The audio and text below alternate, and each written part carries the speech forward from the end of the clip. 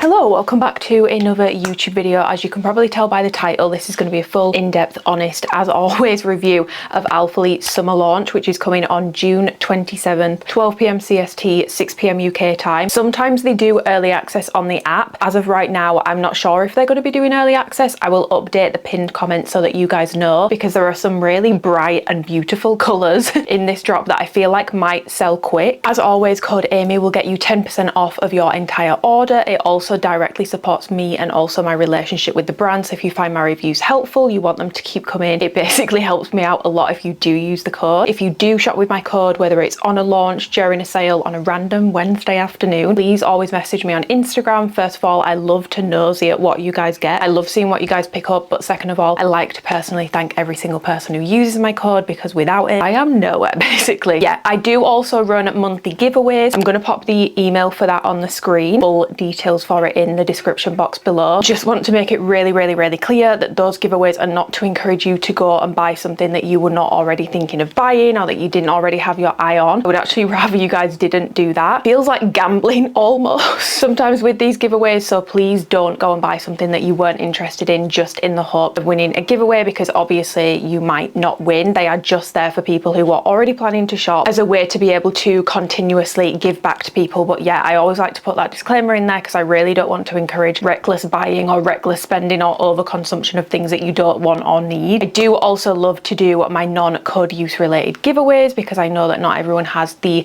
financial means to support, and support comes in all sizes, shapes and forms: messages, comments, likes, DMs, etc. I'm going to do my YouTube comment giveaway, so just leave a comment letting me know which item you are most interested in or which colour you're most excited about, and I will pick 2 of you to send a voucher to before the launch so that you can use it to shop. I actually kind of prefer the non-code use related ones. Those are my favourite giveaways to do. If you don't already, you should definitely follow me on Instagram, because I always just give away product on Instagram. Like pretty much every single month there are products that I'm giving away. When I have favourite products, sometimes run giveaways where I will buy like one of every single size and then pick people at random for the giveaway. So yeah, I do a lot of non-code use related stuff over on Instagram. Quick disclaimer before I get into it, I always give this disclaimer in my videos, so if you are not new here, you can probably skip on it. It just feels irresponsible to not say it. If you don't absolutely love something, then in my opinion it should be a path. Overconsumption is rife. This video itself is overconsumption core. I get a lot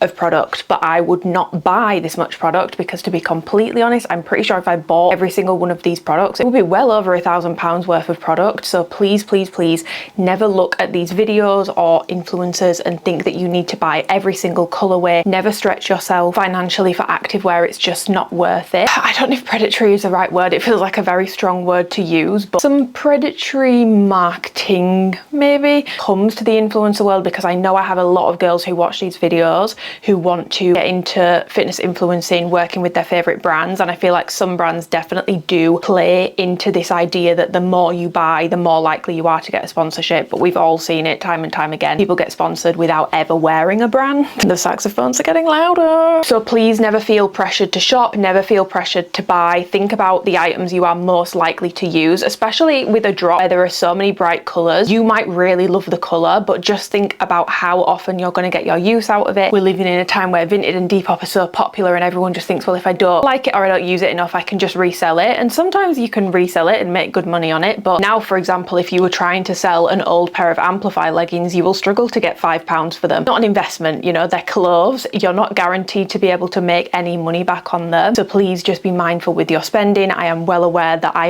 probably am promoting overconsumption even in doing these videos, but I get one of every item to make sure that I can give you guys a really thorough review so that you can decide the products that you love the most, that you're going to get the most use out of. Never feel pressured to shop, whether it's to enter someone's giveaway or to feel like you have to have all of this activewear to be a gym girl or to be part of a community. That's BS, because community will never be predicated, is that the right word? It should never be reliant on consumption. That's not community, that's exploitation. Community should never be rooted in purchases. I am using natural lighting for this video just because the colours show up best in natural lighting, so the lighting will change throughout the video, and I'm really sorry in advance because I've started filming at like 9 AM, so the sun is going to be moving all around. I'm going to try to make it as even as possible throughout. In terms of measurements, I'm going to pop mine on the screen here so that you guys have got them. They can be used as a reference guide throughout the video when it comes to sizing. And I'm also going to put my fit preference on there, because I think that's something that doesn't always get spoken about enough, because some people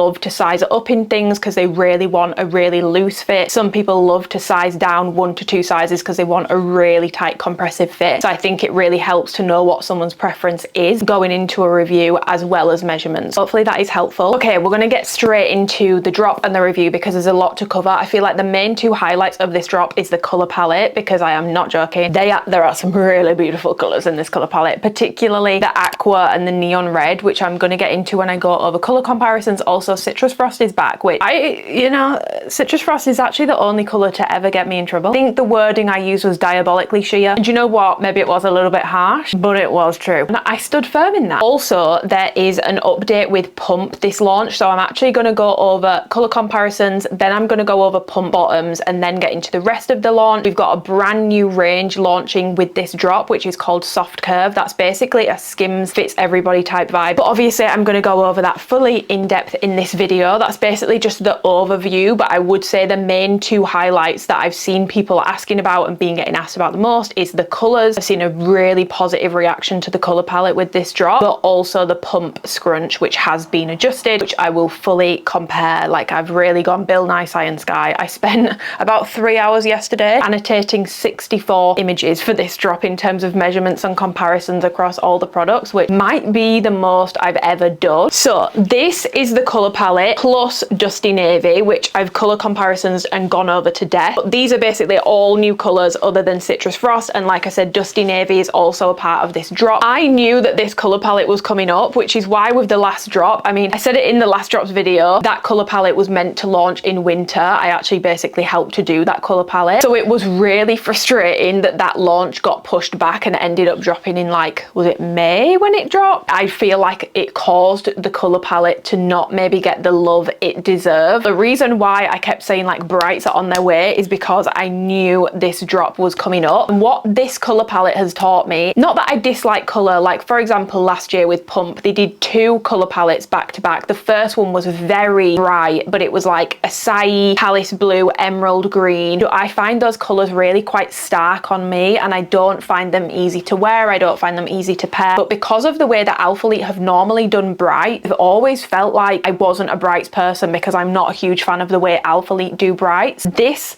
palette is beautiful and it's really well balanced as well. 3 neutrals and 3 brights, so there's a little bit of something for everybody. And I do feel like there is a decent amount of mix and match ability. Like the khaki, for example, really goes with the Citrus Frost. I also really like it with the aqua. These 3 play around with each other really, really, really nicely. The light heather grey goes with everything. So there's a lot of mix and match ability in this color palette, and it's taught me that for my brights, I need like things like aqua. I would love to see an entire color palette, peach, orange, pink, purple, mint, all of those sorts of shades, but in the same tone as the aqua. I feel like these are the sorts of brights that I love. And when I did have my design role with alphalete last year, and aqua was something that when I asked in my Discord, people really heavily requested. So I really did push for a true aqua. Love to see some other colors brought over to Pump, like neon coral, the aqua and the neon red. It's 2 of, in my opinion, the most beautiful colors they've ever done. These sorts of colors look so good on such a wide range of skin tones, especially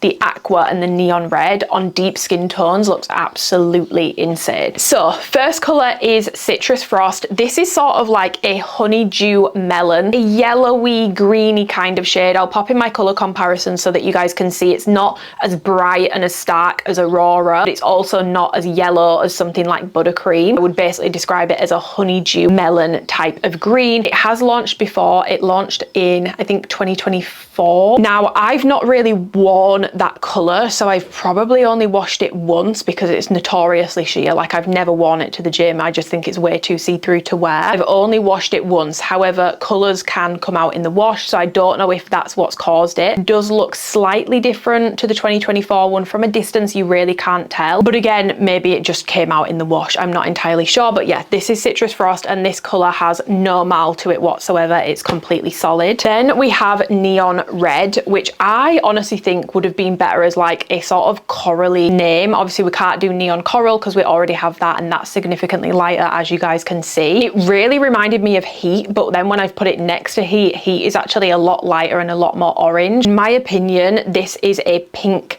bright coral shade. It leans more pink than red in my opinion, because when you put it next to colors like Formula, it looks a lot more pink. You've got to keep in mind with color comparisons, what you're comparing it to will make it pull a different way, but on its own it is a true neon corally pink. Like, it has that corally orangey undertone to it. It is absolutely stunning. It goes with surprisingly a lot, and this looks so good with a tan, but I also feel like this would look really good on fair skin tones. This and the aqua were the colors that I was most excited for, and I absolutely love it. So yes, it's not the exact same as Heat, because I've had a few questions about that. It's actually much more pink, it's less orange, it's a bit richer. I would say neon red is one of those colors where you need to be really mindful when you're looking at pictures online, because I feel like because it's so neon and so bright, it can look really different in different lighting, in different pictures. In terms of any marl, there is like a slight marl. The butt portion, I feel like you're not even going to be able to see it because of how bright it is. It's just going to blow out the camera completely. Through the front, it's not marled whatsoever, and basically it looks solid from a distance, but up close on the butt there is a little bit of marl. The next color is aqua blue, which is a true aqua shade. Alphalete have never done a color like this before. I absolutely love this color, and I love that they didn't skimp on the aqua. I feel like they could have very easily dulled it down a little bit, made it a little bit less bitey, made it a little bit less bright. This is absolutely stunning. This blue is my favorite blue they've ever done. Whether it's navies, mid blues, light blues, I absolutely love this color. It's so flattering on me. Like, this color palette it's shown me what brights look good on me. I've never liked brights because I feel like Alphalete's brights have always been a bit garish to me. Turns out that's not true at all. I just needed them to do some actually flattering on my skin tone bright, and aqua blue is definitely 100% one of those colors. The lighting has just changed, so I've just had to adjust my camera. It goes with so many colors. It's unlike any of the other blues that they've done. In terms of any marl, there isn't really any on this whatsoever. It's basically completely solid throughout. Then we've got light heather gray. So they've now done 3 of these. We've got light heather gray, had heather gray, and we've got dark heather gray. This is definitely, as the clue is in the name, the lightest of the 3, and it's also the least marled looking. And the issue that I had with the heather gray, the dark heather gray isn't too bad for it, was that the mesh panel that goes down the side was really stark on that color and really obvious looking, and I just didn't like how it looked. I also found that shade of grey very hard to pair with things. So everyone loved heather grey. I personally didn't. This one I much prefer. It's also one of the lightest greys that we've had in a long time. It's still not as light as something like Silver Sky, lighter than nickel as well. I really like this shade, and it's a much more subtle marl on this grey compared to the other ones. So yes, this one is marled. It's marled through the front, it's marled through the butt portion. It's really easy to pair because it's a lot lighter than the other heather greys that they've done before. This is what I wanted the original heather grey to be, and I'm really happy we've got it. I now kind of want them to do like an oat version of this. I feel like I would really enjoy that. Definitely my favorite out of the heather grey trilogy. Then we have khaki, which is a new color. I mean, the clue is in the name. This is a true khaki color. It's khaki green. All the colors they've done in this sort of tone, it reminds me the most of Mountain Top from the birthday sale in 2024, but it's not the exact same. I would say in comparison, this one looks a bit more grey, that one looks a bit more green, but it's a true khaki shade. Ironically, it actually goes with a lot in this drop, even though it might not look like it does. I would say my top pairing with this for the drop is the Citrus Frost shade. I really like it with the aqua blue as well, but it pairs really nicely with any of the other neutrals. I've also been getting asked if it's a brown shade. It's definitely not a brown shade. In my colour wheel, you can see that I put mocha on there, I put walnut on there, I put cashmere on there. It's definitely not brown. It's a true foresty green khaki sort of shade, and I actually really like it. I feel like it's been a long time since Alphalete have done a khaki. They've been obsessed with doing various different shades of navy, so it's really nice that they've done this as a neutral. And yeah, it's a very solid colour. It does have a slight marl to it, but from a distance it looks completely solid, but you can see there's a slight marl on the butt portion. I didn't realise how much I like khaki on me. It's definitely not my top colour. My top 3 from this drop are the aqua, the neon red, and the light heather grey, but I would put this as a very close 4. both. I actually really like it, and it goes with a lot of the neutrals that I tend to wear. And then final colour that we have is Dusty Navy. I have colour comparison this to death. I've spoken about it ad nauseum. The only thing that I'm gonna clarify here, because I have had a lot of messages about this recently, is that this is not grey. I've been getting a lot of questions about this compared to Thunderstorm. Thunderstorm is a true grey shade with a slightly bluey steely undertone. Dusty Navy is a true navy shade with maybe like a slight grey undertone to it because of how muted it is. So yeah, this and Thunderstorm are different to each other. If you want grey, get Thunderstorm, not part of this drop, it's already on the website though. If you want a blue that's very easy to wear and very easy to pair, Dusty Navy. If you're new and maybe you've had colours like whale blue in the past, it's basically identical to that. It's basically just a dull navy. Again, it might seem random in this drop, but it does pair really nicely with the brights, especially with Citrus Frost. I really like these two together. So obviously I mentioned at the start about overconsumption and not making you guys feel like you need to buy absolutely everything or you need absolutely everything in every single colour. What I like to do in my videos is show you guys how you compare these new colours with previous colours, or if you don't have that colour, you might have similar colours in your wardrobe, browns, blues, pink, etc. So I'm going to pop in my lookbook here, which is basically to give you some outfit inspo and even maybe help you realise which colours are going to fit in best with your activewear wardrobes, or some of my favourite colour combinations with the new drops to give you guys some outfit inspo. It's lookbook time. This is one of my favourite ones I think I've ever done. So we've got neon red with heat, neon red with neon coral. I absolutely love these together. Neon red with a bit of Citrus Frost. Then we have got aqua with neon coral. I absolutely love this. Then I put it with Malibu pink. This is very, very midnight sun coded. Then I put it with rose. I love these together. I feel like they're the same tone, just in different colours. Rose with Citrus Frost, and then I also paired it with buttercream. I really like this together if you're wanting less of an out there look. And I also really like it with Grove, a little bit of green on green action. Then the light heather grey, love it with ballet pink from the last launch. Love it with wheat. Obviously it goes with neutrals, but it also goes with colours as well, so it looks really nice with the neon coral in my opinion. Khaki looks nice with neon coral. Shoot the messenger. Citrus Frost with khaki I really, really, really like. And then finally with a little bit of walnut.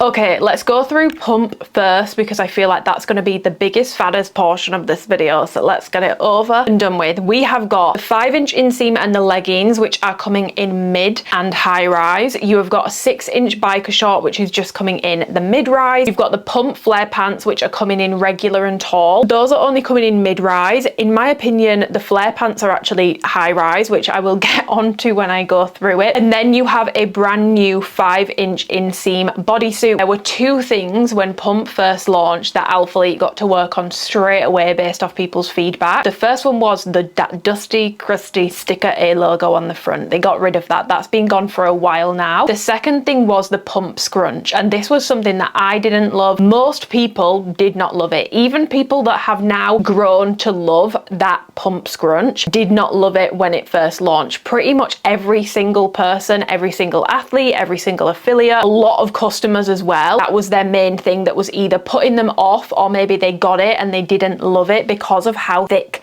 the pump scrunch was. So they got to work straight away on basically making an updated version of pump that is meant to be the exact same, just with a thinner scrunch. They didn't want to go with the amplify scrunch or the revive scrunch. They wanted to keep the pump DNA but just thin it out a little bit. Now if you watched my last review, I think I spoke about it then because I knew this update was coming in, and I mentioned I was nervous about it because I did get to try thinner pump scrunch last year, and I'm gonna pop in pictures for evidence and proof that I was not just being dramatic or like saying things for the sake of saying things. I feel like you can quite clearly see in these pictures, compared to how pump normally fits me, that pump was not giving lift. The craziest thing, because I was like, I can see that the panel is there on the leg, but this fits me like amplify. And I know that Ashley felt the exact same way when she tried it on, but some people loved it. I never really actually heard back on what was going on, other than the fact that I knew they'd confirmed it. So I never found out if they did tweak the tightness of the leg and they did fix that, or maybe I'd been sent a super stretched out sample. So that was the basis for what I said in my last video when it comes to pump, and it being the last drop, last launch with the current scrunch. The pump I have received does not fit me how that sample sample received, thank God. I am still getting a lift out of it. I will say I do feel like it does fit differently, but I think that's just to do with how the colours are fitting and not actually to do with the pump scrunch change, because my ballet pink from the last drop fit me very similarly in terms of not really having as much lift or as much compression through the leg, like just thinner, stretchier, flimsier. So I don't actually think it's related to the scrunch, but it's not as bad as that sample I received. So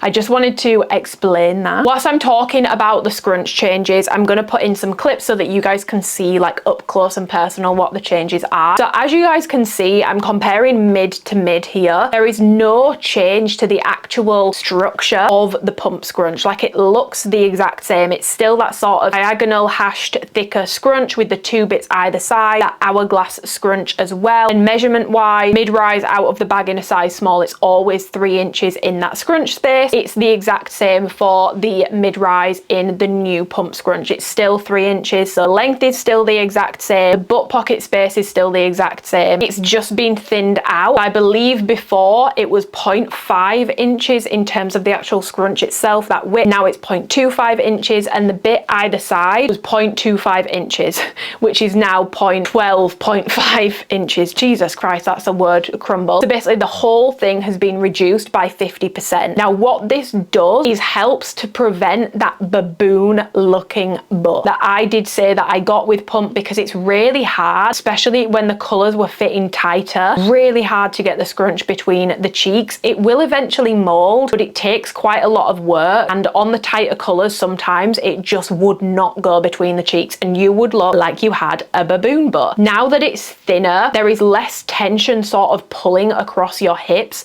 and pulling across your glutes. So it's thinner, which makes it easier to get in between the cheeks, but I do also feel like it's really reduced the tension of the fabric pulling around the hips, which was causing major issues in terms of trying to get that scrunch between the glutes. If something you've not liked about pump was that it wouldn't go between the glutes, it now goes between the glutes a lot better. If you found that pump before went between your glutes, this will now go between your glutes even better. I have not personally found with it going in between the cheeks more, it's more uncomfortable, or I'm having more like tension. If anything, because of this update and this feels like there's less tension around the hip, I actually find pump is a lot more comfortable now. The change that I've noticed the most is the high rise. Like, not only is the scrunch thinner, but it's now constructed differently, and also I'm not getting as long of a scrunch on the high rise anymore, which is sort of hiking all of the glute panels up as well. So I'm going to show you guys here. The old high rise pump scrunch was constructed slightly differently. So on the mid rise, the scrunch overlaps the taper at the top, like the V taper that feeds into the glute. On the high rise, there would be a longer taper at the top, and then it would come into the scrunch. I always found that the high rise looked crazy on my glutes, like it looked really bad. The scrunch didn't look great in the mid, really severely diabolical in the high rise, which is a major reason why I never liked the high rise on me personally. And it was also a 4-inch scrunch space straight out of the bag without it being stretched out or anything like that, because you do need to be careful when you're measuring or comparing your new pump. You might put it next to an old pair and be like, oh my god, they've shortened the scrunch. Pump stretches out, that scrunch does stretch out. So for example, with the mid-rise, you might get 3 inches out of the bag, but with wear, when I measure my old ones, which I know were 3 inches at the time because I keep my measurements stored in the phone on my notes app, I can see that they were 3 inches, but now they're maybe 3.5 to 4. So keep that in mind, because that scrunch does not shrink back down with washing like the waistband does. So yeah, that used to be 4 inches out of the bag on the high rise. It's now 3.5 inches, so it is shorter. And I do feel like, I don't know, you guys let me know if you can tell or not, I feel like on body you can see side by side quite a big difference. The scrunch doesn't look anywhere near as long or as obvious, which I feel like is obviously to do with the fact that it's thinner, but I do also feel like the length being shorter is making a big difference as well. The main difference now with the high rise is it's not constructed how it was before. So now the high rise laps over that taper at the top, whereas on the old high rise it didn't do that. It was fed in by the taper, which again you might think makes the scrunch more obvious because it's sitting up higher out of the cheeks, but because that whole space is shorter now, I actually find that the updated high rise on me makes the biggest difference. Like, that's the pump scrunch where I can really see a massive improvement in how that looks on the glutes. The only thing to be aware of that I have noticed, it does hike the glute panels, that glute lift underneath, to sit a little bit higher on the glute, so it doesn't fit exactly exactly how the high rise used to fit before, where the panel would sort of hit me perfectly beneath my glutes and act as like a wired bra. Now I feel like it does kind of sit on the glutes a little bit more, so it has interrupted with the fit of it. In terms of the butt pocket space, it's the same as high rise was before. It's just because of that shortened scrunch, it's hiking the whole thing basically. And then in terms of the bikers, they have a 3-inch scrunch space on mid-rise. It's the exact same on the new mid-rise, just the skinnier scrunch. So there's no differences in how that's been constructed.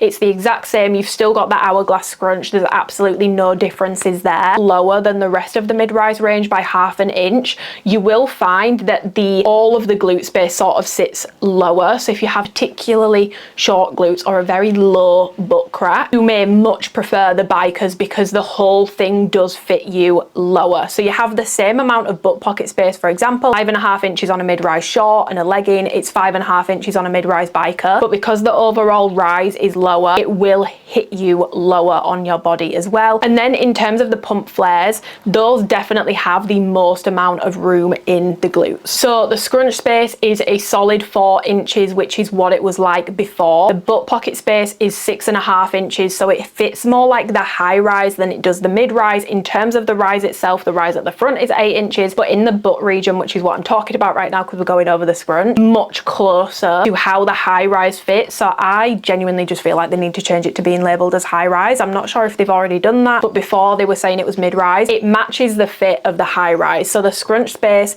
is 4 inches, so that's actually a little bit more than the high rise, but the butt pocket space is 6.5 inches, which is the exact same as the high rise pump. This one does have a longer scrunch. I feel like the pump flares are the least flattering on the glutes for me because I don't have the length in my glutes to hide that scrunch, and even with it being slimmed out, I still feel like it's the most obvious looking on my glutes. The scrunch is a lot more obvious looking on the pump flares compared to shorts or the leggings or the bikers because it's longer and it fits more like high rise. But in terms of the actual scrunch itself, it's the exact same construction as the previous pump flares from February. All that has changed is it's now skinnier, so it's basically reduced by 50% both in the actual scrunch itself and also what sits either side of the scrunch, fabric-y bit that's at the side of it. I don't know what it's called. The main difference other than that for the butt region in terms of the pump flares is before it had 7.5 inches in the butt pocket, which is even more room in the glute than the high rise. Now it's 6.5, so I do find that the under glute panel does sit a lot better now, whereas before I was getting weird bulging because it wouldn't sit directly under my glutes because it was such a big butt pocket space. And then the only scrunch that outlies any of these is the pump bodysuit. That is just totally different. So first of all, it doesn't actually have the hourglass scrunch, so there's nothing that goes under the glutes in terms of the scrunch. You've got the under glute compression, but you do not have the hourglass scrunch. You also don't have any taper at the top. The scrunch literally goes right to the top of the V seam because this one has a V seam, whereas obviously normal pump doesn't. And then it meets the top of the gusset at the bottom. So the whole of the butt crack is just scrunch. On a size small, that entire space is 3 inches. I do find that because of the V seam, that one does go in the glutes, probably the best out of all of them. And I don't honestly notice a massive difference in terms of not having that bottom bit of the scrunch there, the hourglass scrunch. Sometimes I feel like the hourglass scrunch, which is meant to lift your inner glutes, actually just ends up making the gusset sit funky and making it look really obvious from the back. I feel like it shifts everything weirdly sometimes, and I don't notice between the pump bodysuit and the rest of the bottoms that it's not as lifting because it doesn't have that hourglass scrunch. I actually find with the pump bodysuit, the inseam is more of a true 5-inch inseam because it doesn't hike at the back like the rest of the pump bottoms do, which I feel like is due to that hourglass scrunch sort of pulling the rest of the short up at the back. It's almost like they fit shorter at the back. You get more of a true 5-inch inseam out of that. Yeah, that one doesn't have any tapering at the top and there's no hourglass at the bottom. Slightly thicker, so it's not the updated scrunch in terms of the width. The pump bodysuit is slightly thicker in the scrunch. It still goes between the glutes, which I think the V-seam really helps with, but it is thicker than the updated scrunch. It's not quite as thick as the OG, but it's not quite as thin as the updated one. So that one does have a thicker scrunch. Wow, I feel like I've just spoken about butts and scrunches for 20 minutes. So I'm really hoping that that's cleared everything up for you. But I just thought going over the scrunches and the differences between in one clear bit of this video made the most sense, because I know that that's going to be the thing people have the most questions on. I'm going to talk about the mid and high rise 5-inch shorts and leggings sort of interchangeably because the details between the two are exactly the same. I'll do the mid first and then I'll do the high, but please apply whatever I'm saying about the short to the leggings because I only have one pair of leggings. We're going to work down in length basically. Okay, so details wise for pump, and these details carry across basically everything. In terms of the details themselves, measurements wise, obviously it varies between items. In terms of the actual details and the construction, it's the exact same across all of the items. So you have a 3-tier waistband which basically moves from lower compression to a higher compression. The idea of this is so that it really sculpts you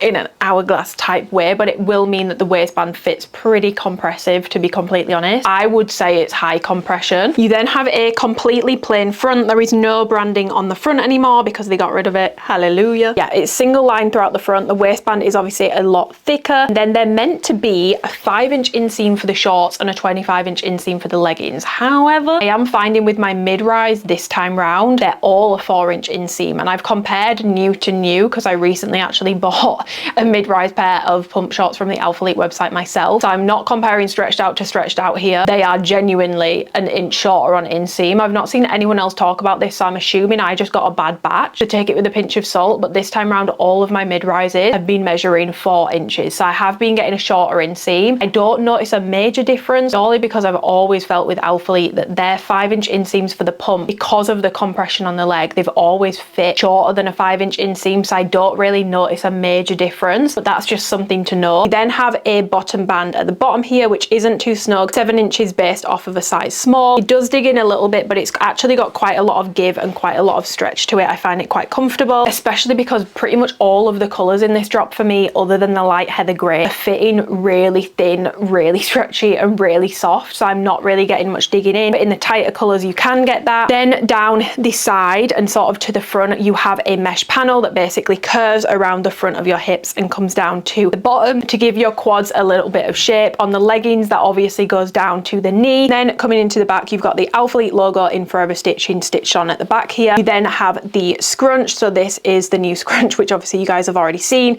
The exact same construction as it was before, it's just skinnier now. So you have this sort of like taper at the top here and then it comes into a scrunch. It's not a traditional scrunch compared to things like contour for example, where that had a lot of ruching. You won't get that sort of ruched appearance. It's more of like a glute separator, I guess you could say. But you have a bit of a taper at the top, the scrunch overlaps the taper, and then it comes into this hourglass scrunch, which obviously I've just spoken about, which means the scrunch doesn't end at the gusset. It sort of curves under the inner, I would say like third, maybe not even a third of the glute, which is meant to give you a little bit of extra glute lift on that inner portion. I don't personally find that it makes a ton of difference other than making the gusset more obvious from the back. And the scrunch space on a mid-rise size small is 3 inches, on a medium it's 3.5 inches. And then in terms of the butt pocket space you get 5.5 inches on the mid-rise. This fabric here is much thinner, much stretchier to basically accommodate for the glutes, but if I hold them like this you can see how you literally have like hammocks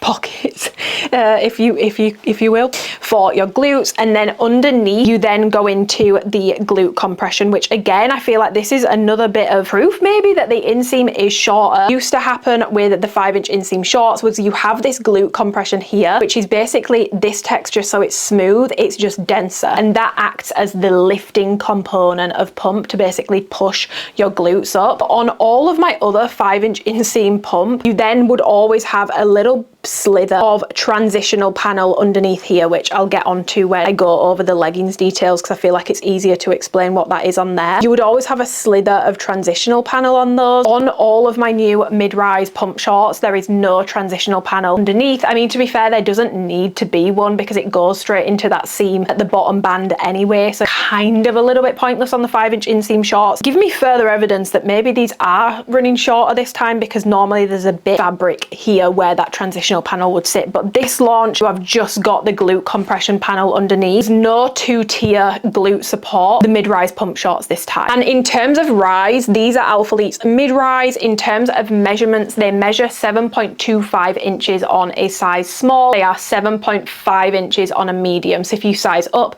size down, you do get less rise. Based off a size small, they are 7.25 inches and they are a true mid-rise on me. I personally think it's more helpful for brands to refer to rises in ranges because we're all so different in build and torso length. I would categorize Alphalete's mid-rise pump shorts and leggings as mid to high. They may sit high rise if you have a particularly short torso. And then in terms of the leggings, it's the exact same details. You've got the exact same rise on these, like they measure 7.25 inches. However, what I do find with the leggings, which I find with actually every single legging ever, is that the leggings will always, even if they measure the exact same, hit me lower than shorts do. I think because the fabric is being pulled completely down your leg, there's a lot more tension pulling the fabric down, so they tend to sit a little lower, but they measure 7.25 inches. Just be aware the leggings do tend to hit a little bit lower. Details are the exact same on the leggings. The only thing is, obviously, you have the full leg to contend with. So you have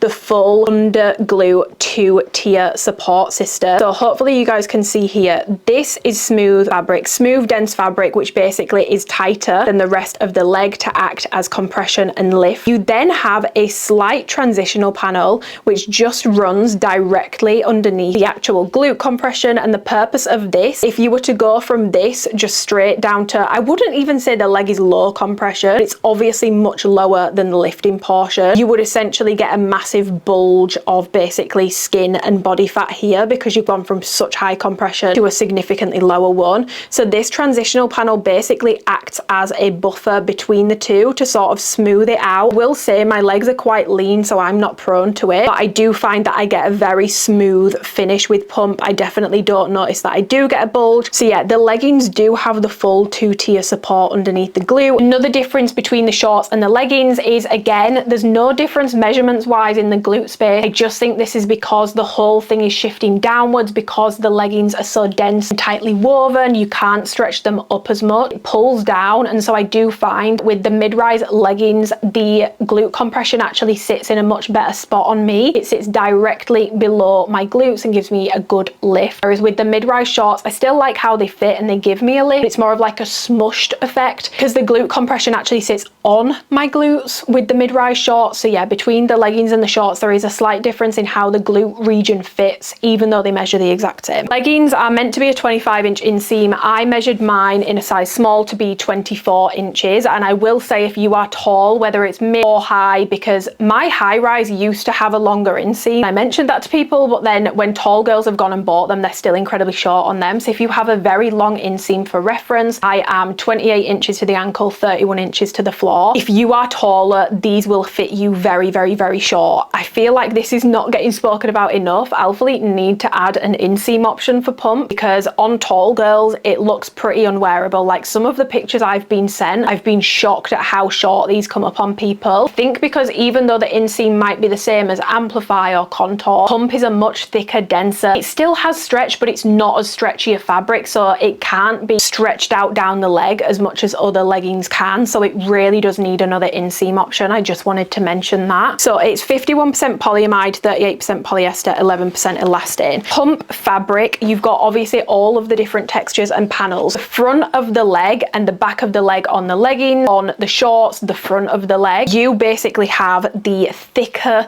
denser, waffle-like texture fabric all down the front of the leg, all throughout the leg of pump. So this is not as smooth as Amplify, it's not as smooth as Contour, it's a lot more durable. It is also a lot thicker though, so if you live in a hot climate, you might find pump leggings in particular to be a little bit warm for you, so keep that in mind. It almost has like a waffle knit texture throughout the leg, so it's much more durable. I find more compressive through the leg than some of Alphalete's other options. It's a lot less pill prone. Even with my softer, stretchier colours, I have never pilled a pair of pump leggings, which I actually cannot say for any of Alphalete's other seamless ranges. So the durability on these is really good, and I do not baby my pump bottoms. I sit on the turf, I do core workouts on the turf, I'm always using barbells in the gym. These are like my lifting gym bottoms. They hold up incredibly well. They are the most durable bottom option from Alphalete. So durability is what you're after. I have to give them a 10 out of 10 on that front. The butt portion is a different fabric. So the front, I believe it's called like a PK, that sort of like waffle knit texture. The butt portion is single knit jersey fabric seamless, so it's smooth. It feels more like Amplify in terms of it being a smooth, slick, seamless fabric. What I find really impressive about this is when I first got pump, I was convinced they would pill on the bum because it felt like Amplify. Like I said, I don't baby my my pump and they've not pilled once. So don't let the smooth seamless on the butt portion put you off. Mine have actually held up really well. The reason that it's that thinner, less dense, smooth fabric on the butt portion is because if you were to put that front fabric straight on the glue, it would just completely pancake you and not work at all. So you have a lot more stretch,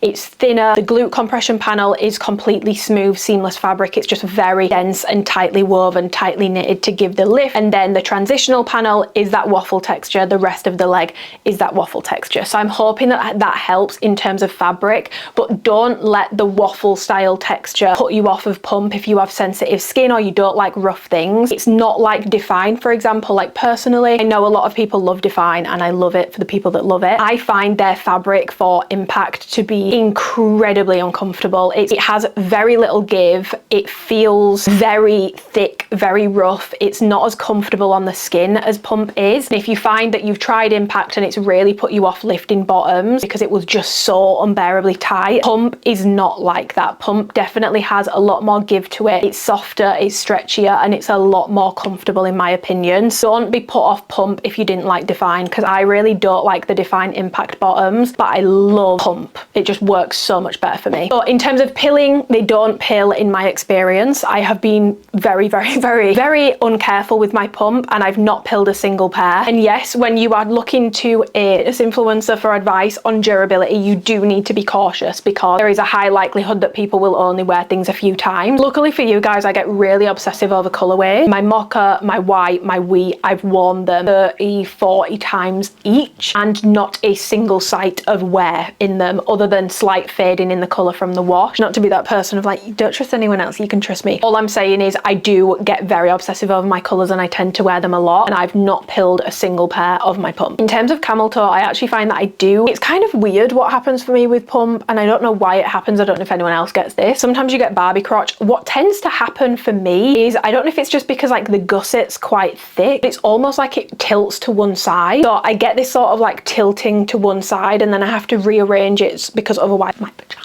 literally looks wonky. It looks like it's on a tilt and I promise you it's not. Yeah, you don't get camel toe, you also get like a lopsided vagina, which is a bit weird, but you just need to pull it out and rearrange it and then it fits a lot better. In terms of sweat, pump does show sweat. I will say it dries pretty quickly, but it does show sweat, so just be aware of that if that's something that bothers you. In terms of squat proofness, I'm just going to go over all of the colors here before I move into fabric differences between colors, and then obviously we'll go over the other pump bottoms. Citrus Frost is, I thought it would be better in pump. I'm now regretting being like, we need buttercream in pump.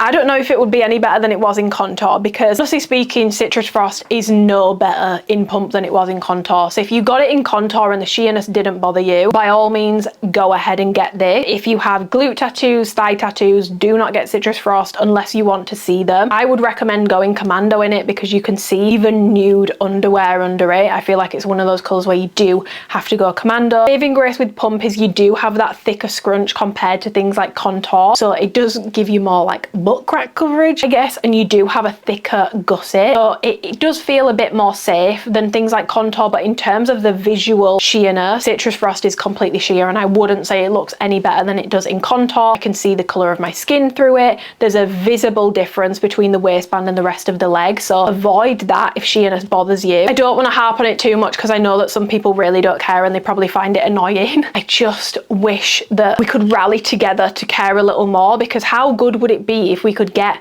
these colors and somehow, like, it would be $1 million idea if someone was able to come up with a way to keep the fit really good but make them more squat proof and less ridiculous between the waistband and the rest of the leg. I need someone to get to work on that, because I do fear if we just keep buying these colors, I feel like it encourages brands' quality to get worse in terms of thinning out the fabric, not being as mindful with things, in terms of just launching anything because they know people will buy it. Like Citrus Frost sold out so fast in contour. If sheerness bothers you, do not get Citrus Frost. It's completely see-through, make no bones about about it. I'm not going to beat around the bush. I'm not going to say it's semi-sheer. It's completely see-through. Somehow, this happened with ballet pink. It looks worse than white. I feel like with the white, I don't get that massive difference between the waistband and the rest of the leg as bad as I do when it comes to light colours in pump. In terms of aqua blue, that's a lot better. Now, make no bones about it, it's still sheer. If you have glute tattoos, thigh tattoos, you're going to see them. What I'm more comfortable with aqua is it doesn't look so see-through if you wear nude underwear or go commando, because you don't get that really stark visible difference between the waistband and the rest of the leg with aqua. So for me personally, as someone who doesn't have glute or thigh tattoos, I'm happy with the aqua and I find it wearable. I don't think it looks ridiculous. You can't see the colour of my skin through it. Do keep in mind I do have a fairer skin tone. On deeper skin tones you might have those issues more. In terms of the neon red, glute tattoos, thigh tattoos, you're going to see them, but everything else is going to be completely fine. Do not wear black underwear with it or coloured underwear with it, you're going to see it. If you do nude underwear or go commando, it looks pretty good. But if you have glute or thigh tattoos, or you are hell-bent on wearing patterned underwear, black underwear, dark underwear underneath it, you will see it, but there's no visible difference between the waistband and the leg. The only thing to note with the neon red is it's not coming in the leggings, so you only have the short option, which is annoying if you're a leggings girl. In terms of khaki, looks completely fine stood up. It does go semi-sheer in a squat over the butt portion, but underwear wise you can't see anything through it when you're stood up. It's completely fine. Glute and thigh tattoos, they may peek through in the bottom of a squat, and dusty navy, basically the exact same thing. It goes sheer in the bottom of a squat. It does go quite sheer in the bottom of a squat, to be honest, but in terms of being stood up, it's completely fine that way. Just be mindful, if you have glute and thigh tattoos, you may see them in the bottom of a squat, but in terms of underwear colours, you don't need to be careful. Standing up, you're going to be completely safe in those colours. Light heather grey is definitely one of the better colours out of the light colours, and I think that's because it's thicker, because it's marled, like there are multiple weaves coming together to create that heathering. It's not a dye effect, it's literally like different strands of fabric, which does make it thicker. That's actually completely fine for me. In the bottom of a squat, does go a bit sheer, but as far as light colours go, light heather grey is very, very, very safe. Even for glute and thigh tattoo, I feel like you're only really going to see them in the bottom of a squat, so that's definitely a safer light option. Yeah, the only colour in this drop that for me is unwearable because it's just past my point of comfortability is Citrus Frost. The rest of them I will wear completely fine. I do tend to go commando with pump purely because the fabric's so thin, the gusset's so thick, and the scrunch, yes, it's thinner, but you can still obviously feel it. It just feels really unnecessary to wear underwear, so I do go commando in pump and I'm perfectly comfortable in all of the colours, just not Citrus Frost. It's just too far for me. Anything that looks that obvious when you're just standing, I just think it looks ridiculous. For me, it's too far. I do think we need to apply a little bit more pressure on brands to work on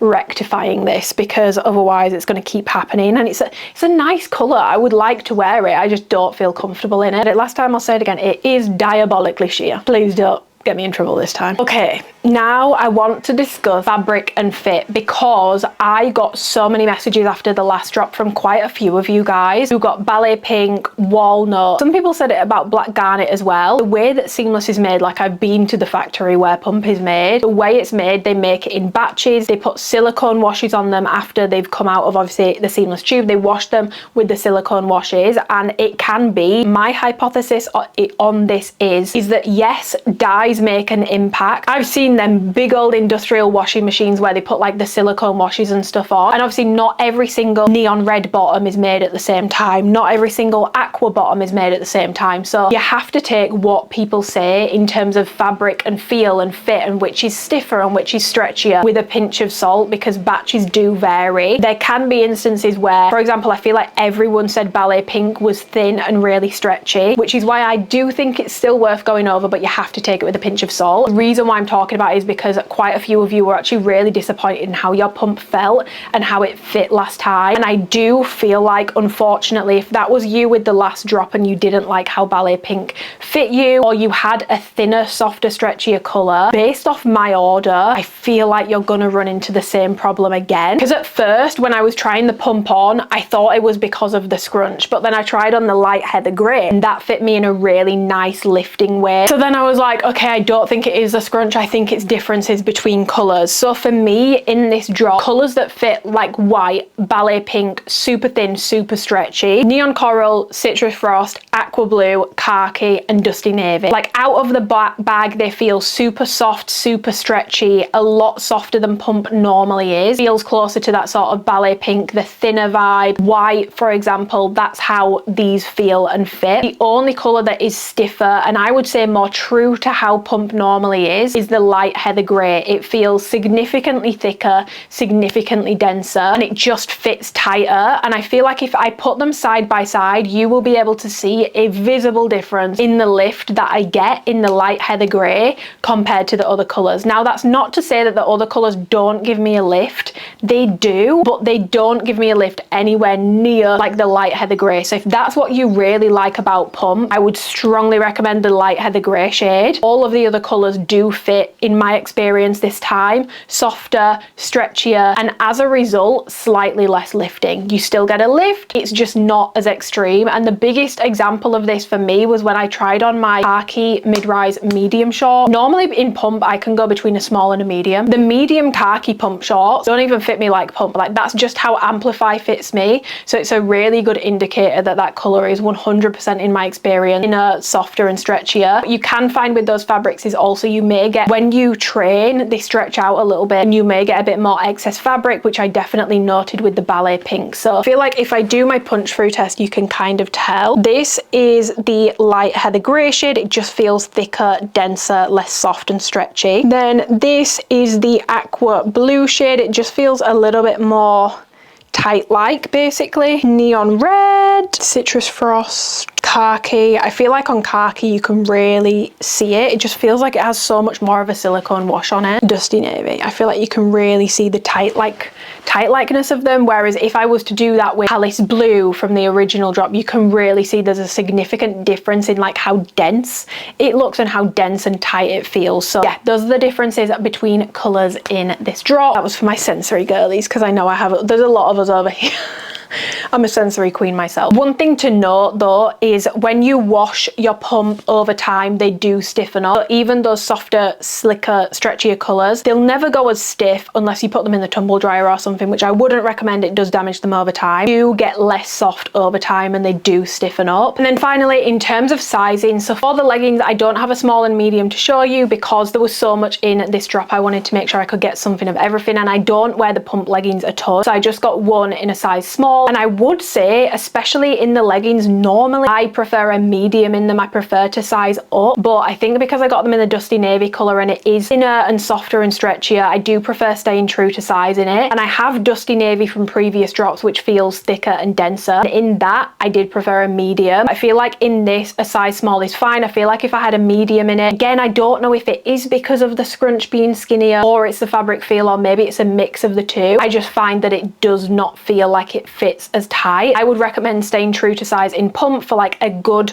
compressive fit. If you are between sizes, I always say personally I would recommend you size up, unless you are someone who is hell-bent on insane levels of compression. In that case you can go down, but I don't think that's the vast majority of people. If you hate compression, you can also size up. Generally the leggings do tend to fit tighter, but like I said, in this dusty navy colour they just fit stretchier and softer, and so for me a size small, staying true to size, fits me really well. In terms of sizing for the short, I've got size small and then I've got a medium to compare. I'm going to compare stretchy to stretchy so that you guys can see the difference, because I feel like if I put it next to light heather grey, not really a fair representation. I'm going to do two stretchy colours next to each other. Me personally, given the updated scrunch, and I feel like I do have more room in the glutes, there's less tension now. Waist is still the same, like there hasn't been any changes to the fit in terms of compression in the waist. You get about 9 to 10 inches based off of a size small. Size medium, you normally get about 11 inches. There's no differences there. But in terms of sizing for the shorts, again, I do prefer staying true to size in this drop. I've had mediums before that fit me a lot tighter, and so I still got a lift in them. But this drop, I'm finding with light heather grey, I think in a medium I would still get a lift, but with the rest of the colours in a medium, I get no lift whatsoever. I personally prefer staying true to size. If you're between sizes, again with pump, I just think it's wiser if you size up. I think it makes more more sense to do so. If you just want like a good, decent level of compression, I would say you can stay true to size. For this drop, I prefer a size small across the board with my pump bottoms. In terms of rolling for the 5-inch inseam short, they do roll. Sizing up doesn't make a difference. I find that the 5-inch inseam just tends to roll on me, and obviously this time I'm actually getting a 4-inch inseam. The medium, I'm getting a 4.5-inch inseam, so they're even shorter and they just roll on me. I don't mind it. I actually think the rolling adds to the lift when it comes to pump, and it makes your glutes look really good. Yeah, they do roll, so if that's something that bothers you, just be mindful of that. Before I round up on the 5-inch inseam shorts and the leggings, I'm just going to go over the high rise as well, and then I will summarize. Details wise, it is the exact same in terms of the waistband is the exact same. The rise difference comes from this bit here, so the top of the gusset to the bottom of the waistband. So if you want more lower stomach compression, mid-rise works better for that. If you're not as bothered about that, high rise works better because it does impact where the waistband hits on you. In terms of rise measurement, on a size small you get 8 inches. I don't think this fits as high, in my opinion, as things like contour. I would categorize this as a high to ultra high rise. I do also find that in the high rise, I've always gotten a longer inseam in them. So when my mid rise were giving me a true 5 inches, in my high rise I would get 5.5 to 6. This time they are a 5-inch inseam, so they are actually the correct inseam for ones with high rise, but they do hit longer in my experience than the mid rise in this drop. So these do have a 5-inch inseam. You've got the bottom band, same details again. The differences come with obviously the rise, and then you will get more room in the glute. Obviously I've already mentioned the scrunch is now constructed the exact same as the mid rise, so there's no taper and then scrunch anymore. The scrunch overlaps the taper, and there's also less room in this high rise for me on this drop. I'm actually getting 3.5 inches, whereas before it was 4 inches, and I do find that that does impact how these fit. It used to be that the main difference for me with the high rise would be you'd get that sort of balconette bra, like wired bra look for the glutes almost, whereas with the mid rise it's more of like a Victoria's Secret bombshell bra, like smush push-up effect. This is more of like a underwiring lift, if that makes sense. Almost like your glutes can hang over the lift. I do find because the scrunch is shorter now on the high rise than it was before, that it's hiking the glute compression up, and so it's not actually sitting under my glutes anymore. It's kind of sitting on my glutes like the mid rise does. In the butt pocket, you do also get more room in the high rise. So the mid rise 5.5 inches, high rise 6.5 inches. So you do get more room in the scrunch space. You do get more room in the butt pocket as well. And then the other main difference is that on the high rise, you do get the full blown 2-tier under glute support. You get the under glute compression, and then because you do have more inseam on these, you then get the full transitional panel before it goes into a little bit of the normal front leg fabric, and then it goes into the bottom seam. So you get a lot more underneath the glute. The mid rise, the under glute sort of space, you get 2.5 inches versus on the high rise you get 3.75 inches, which helps because they do have a longer inseam, so it does help avoid getting a weird sort of bulge. You do get a tiny little slither of normal leg fabric underneath the transitional panel on these,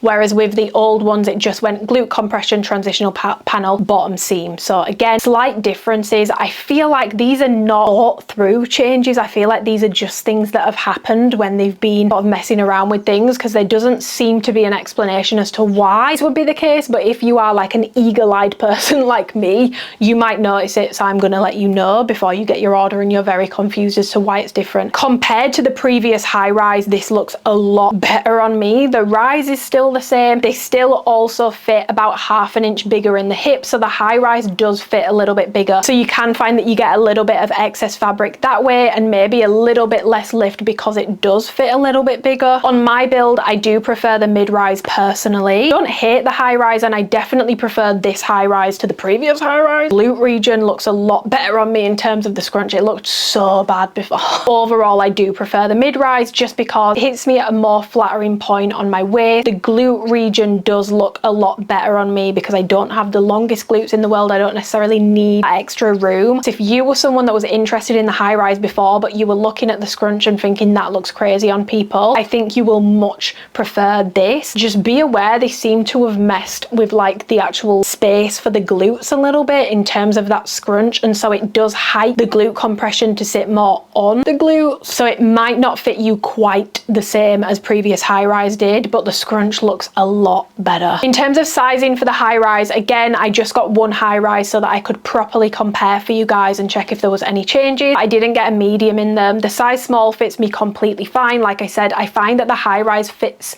a little bigger in my opinion. Stay true to size for like a nicely compressive lifting fit. If between sizes, again, just because of the nature of pump, it's more the waistband than anything else. I would always recommend if you are between sizes, most people would want to size up because of the waistband. However, if you have a really teeny tiny waist and you are hell-bent and super high compression, you can size down if you're between. But generally, I don't recommend that anyone take an entire size down in pump. I just think it's safer for straight sizes to stay true to size. And if you hate compression, you can always try a size up. So yeah, overall, my thoughts on the 5-inch inseam short and the legging, the mid and the high rise. My preference is the mid rise, just to remind you guys. It's me at a nicer point on my waist, prefer how it fits. In terms of the leggings, I like them, but for me, I use leggings for errands and I do not really love seamless out in the wild. For me, it just screams gym. So I don't love wearing it out to go and do things. It's just not really my day-to-day style to wear seamless. So I don't get a lot of use out of the leggings, but I do think they fit the glutes better. Even on the mid-rise, they just seem to, everything sits better on the glutes in the leggings. It just comes down to personal preference. But for me, if I was picking anything, I would go with the mid-rise short out of these. It just depends on your individual preference, but if you're stuck or you maybe don't know if you have a short torso or a long torso, which you're going to prefer, please feel free to DM me on Instagram or comment down below and I will try to help you out as best I can. Okay, moving on, we have got the bikers coming back, which I know a lot of you really love these. There are some changes which I want to go through with you, but in terms of the details, I've already gone over the pump details in terms of the waistband and everything like that. The timestamp below in terms of going over the actual details and construction of pump, because if I do it for every single item, this video is already going to be fucking long. I don't want to keep you guys for too long. So these are a 6-inch inseam mid-rise biker. The bikers don't have rise options. I wish they did because this is also a much lower mid-rise. So these are 6.75 inches based off of a size small. There is no changes in terms of the rise from the February drop of these. It was 6.75 inches based off a size small then. I spoke about it in my video at the time. It's confusing because they dropped these, the shorts and the leggings and the flares, said they were all mid-rise, but between them ranged from 6.75 inches to 8 inches. They were 3 totally different rises. I would categorize this as a not low rise, but a lower mid-rise to mid-rise. If you have a short torso, this will perfectly be a mid-rise on you. It is lower than the rest of the mid-rise pump range, so that's a huge win. You will also find as a result of that, the whole thing is shifted downwards, so you do get a bit more lower stomach control. And if you have particularly short glute, the waistband is going to hit you lower. Everything is going to hit you lower on these, so you might really love them. And then coming into the back, it obviously has the updated thinner scrunch. So that's one of the differences between the last bikers and this one, is that it has the updated scrunch. So you can see it's significantly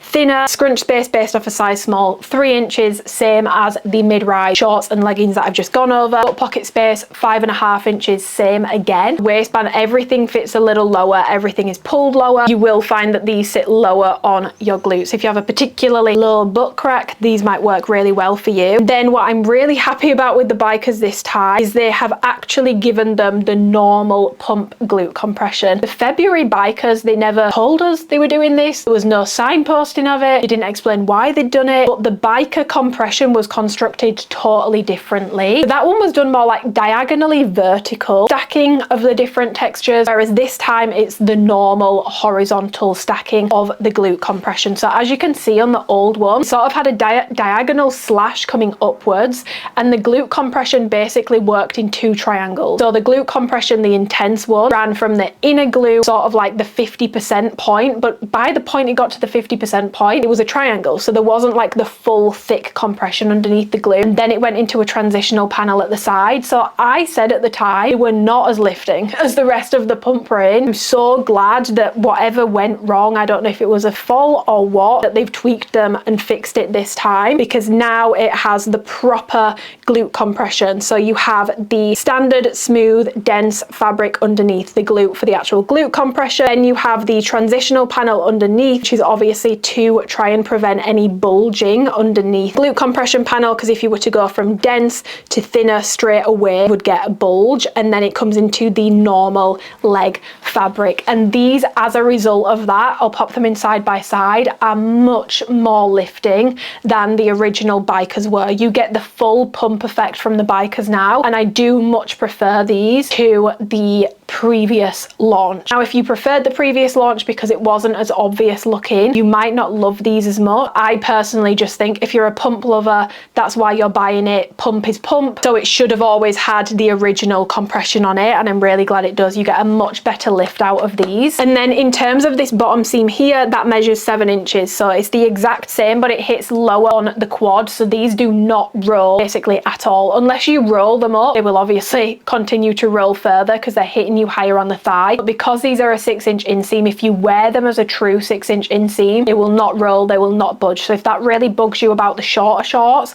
I highly recommend these as a better option for you. Now, when it comes to bikers, if you've been here for a long time, you will know I love a biker inseam. The Aura bikers, criminally slept on. The Pulse bikers from back in the day, I really liked. I thought they were quite slept on. Amplify bikers, I loved. Now, I do think there's a couple reasons why I've not been using my pump bikers. They weren't as lifting, so I just didn't reach for them as much. The reason why I haven't maybe like raved about the pump bikers so much is because I found them really uncomfortable to train in, because there is so much fabric in the crotch when you roll up a biker. Like, I'm not buying a biker to wear it as the full inseam. If that's what you're buying it for, I don't think you'll have this issue. If you buy bikers to hike them, having that excess fabric in Amplify never bothered me because it was smooth, it wasn't too thick, it didn't feel like there was an insane amount of tension in the crotch and an insane amount of fabric. Whereas with pump, especially because I had the Thunderstorm bikers, it was so tight and so thick and so dense that it was honestly really uncomfortable to wear them rolled, and the fabric gathering felt a lot more intense because pump is a thicker fabric. Didn't absolutely love the pump bikers when they originally launched, and I still would say I do think when it comes to pump, I do prefer the 5-inch inseam. For that reason, it's more comfortable. I just find it quite overstimulating, the right word, I don't know, maybe overstimulating to have that much thick fabric in my crotch, because I'm not getting these to wear them as a true 6-inch inseam. I will say, obviously I've already spoken about in this video how most of the colours other than the light heather grey, very thin, they were a lot stretchier, they're a lot softer. I don't find that this is as uncomfortable as those February bikers were in the crotch for that exact reason. Because these now have the proper glute compression underneath, I'm still, even though they're lighter colours and they're thinner and they're stretchier, I'm still getting a good lift out of them, probably more than I did in February, despite the fact they are thinner, softer and stretchier. This launch, I actually don't dislike the bikers. I wouldn't say I dislike them, I just found them really uncomfortable in February, to be completely honest, and I did say that in my video. I think I'm going to use these a lot more. I may actually buy more colours because I only have the aqua blue shade. I have had questions about the pump bikers because a lot of people are confused as to why I haven't been wearing them or why I don't talk about them much. That's why in February I didn't really love them, but with the softer, stretchier colours this time round, I don't actually hate fabric gathering as much. Yeah, I do think overall I do prefer the 5-inch inseam. With the hiking and the rolling of the fabric, I feel like I get a lot of banana rolling, is that what it's called, like the pudge underneath the leg. I feel like I get a lot more of that in the bikers than I do the 5-inch inseam shorts. So on my build, they just are more flattering. If I was gonna wear them fully pulled down 6-inch, they're completely fine, but because I'm not intending to do that, I do run into that issue. But in terms of sizing for these, I tried a small and a medium last time and I preferred a size small. This time I only had room in my order to get a size small, and I like a size small.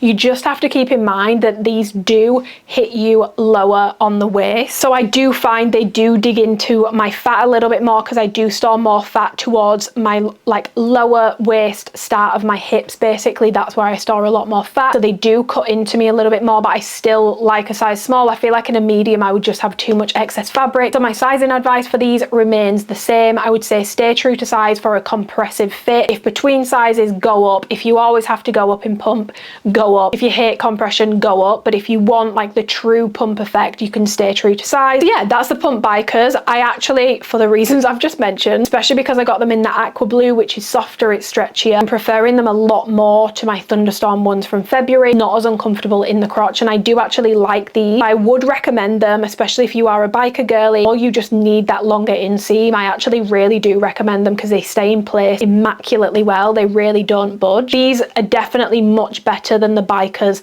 they launched in February. Pump bikers I actually would recommend. Okay, final pump bottom, we have the flares, which are coming back. They are launching in regular and tall. The regular inseam is 33 inches, the tall inseam is 35 inches. And I have found this to be true. I actually got 2 regulars this time, which I don't know why that's happened. I don't know if I ordered regular. I prefer a tall length, but yeah, you have 2 inseam options. These are down as a mid-rise, but they're not. These are high-rise. They measure 8 inches and the glute region fits more like a high-rise. The waist rise fits more like a high-rise. For all intents and purposes, these match the high-rise pump in my opinion. So if you are after a mid-rise, I don't think you're going to love the flare pant. I've already reviewed these in February. There are some changes which I will cover, but if you're wanting comparisons to like the Amplify flares, please check out my February review for that because I'm not going to go over it again because I've already done it. So yeah, details wise, they are literally the exact same as the leggings basically. These just come into a flare. You do also have an extended gusset on the flare pants, which you don't have on any of the other pump, which I know that some people find quite unsightly. It is a bit obvious looking, but I feel like on the darker colours, you don't notice it as much. I honestly think the pump flares do look better in the darker colours. In the lighter colours, I feel like because the fabric's quite thick and stiff, it just doesn't quite look right. They look a bit like cardboardy almost, but that's just a personal preference thing. 8 inches on the rise, they're down as a mid-rise. In my opinion, these are high to ultra high. Then you have the alphalete logo on the back. New, skinnier, slimmer scrunch. This is also much more of a high-rise fit. So the scrunch space on these is 4 inches, so it's even longer than the actual high-rise in this drop. So you get 4 inches on that scrunch space, and I do find that the scrunch is a lot more obvious looking on the pump flares in my opinion, and it doesn't sit in my glutes as nicely because like I said, I don't really have long glutes, so it really does poke up out of the back. In terms of the butt pocket, that is different from the old pump flares to the new pump flares. So before they were 7.5 inches in the butt pocket, which is a lot of butt pocket room. That's more than the high rise, so they were like even big in the bum than the high rise version. Now it's 6.5 inches, so it matches the high rise perfectly, which I do find helps the under glute compression panel fit a lot better in terms of where it sits under the glute. Whereas before I didn't find them as lifting. I still don't find them as lifting as the rest of pump, but they were really not as lifting because that butt pocket space was a whole inch longer, which I don't personally need. But obviously how much you notice that will depend on your build and also sizing. Like if you size down to buggery, then you're probably not going to notice it as much. Glute compression here, transitional panel, and then it comes into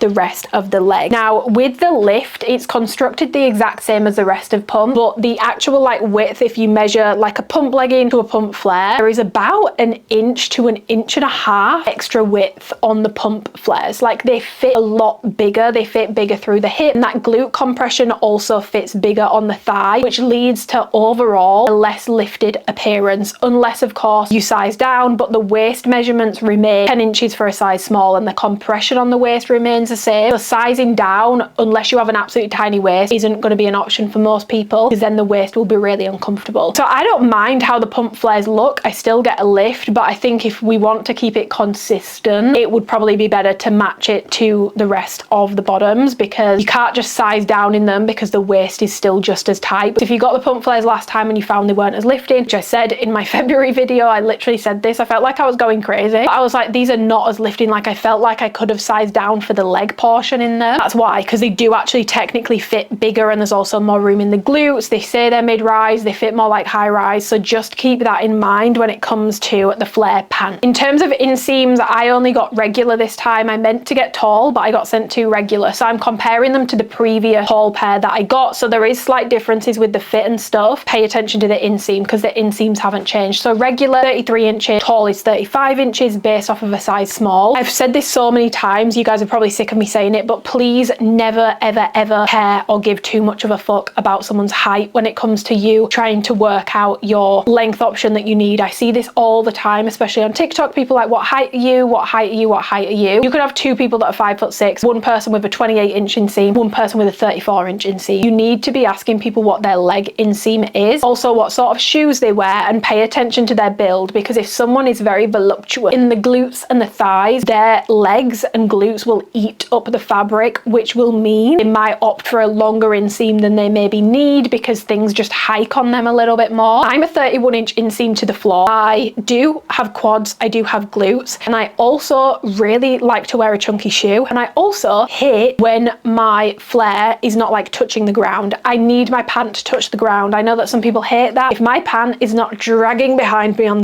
the pavement, quite frankly, it's not long enough, okay? It's not long enough, babe. Add an extra inch. So for me personally, even though I'm a 31-inch inseam, I prefer the tall length, but that's not going to be the case for every single person. Hopefully it is helpful for you in knowing why I prefer the tall. There is another reason why I prefer the tall. So because I have longer femurs, the tall, because of where the flare starts, it doesn't look as sort of like shooting off my quad. Whereas in the regular length, I think because I have long femurs, the flare is sitting higher up on my leg than intended, and so it just sort of shoots off from above my knee, and it looks really weird, especially in the lighter colors. Whereas in the tall length, I feel like the flare sort of starts around sort of mid-knee, and then it just looks a lot better on my build. So for me personally, that's another reason why I prefer the tall. Straight away when I put the grey ones on, I was like, these look so weird, because the grey really shows the stiffness of the fabric, and then they were just sort of shooting off from above my knee, and they just looked really weird. So I prefer the tall for both of those reasons. In terms of like them hiking up in terms of like a straight leg pant would, these ones don't. Obviously your thighs and glutes can eat up the fabric, but they don't sort of like really ride up like a straight leg pant would, so you don't need to factor that in. Just factor in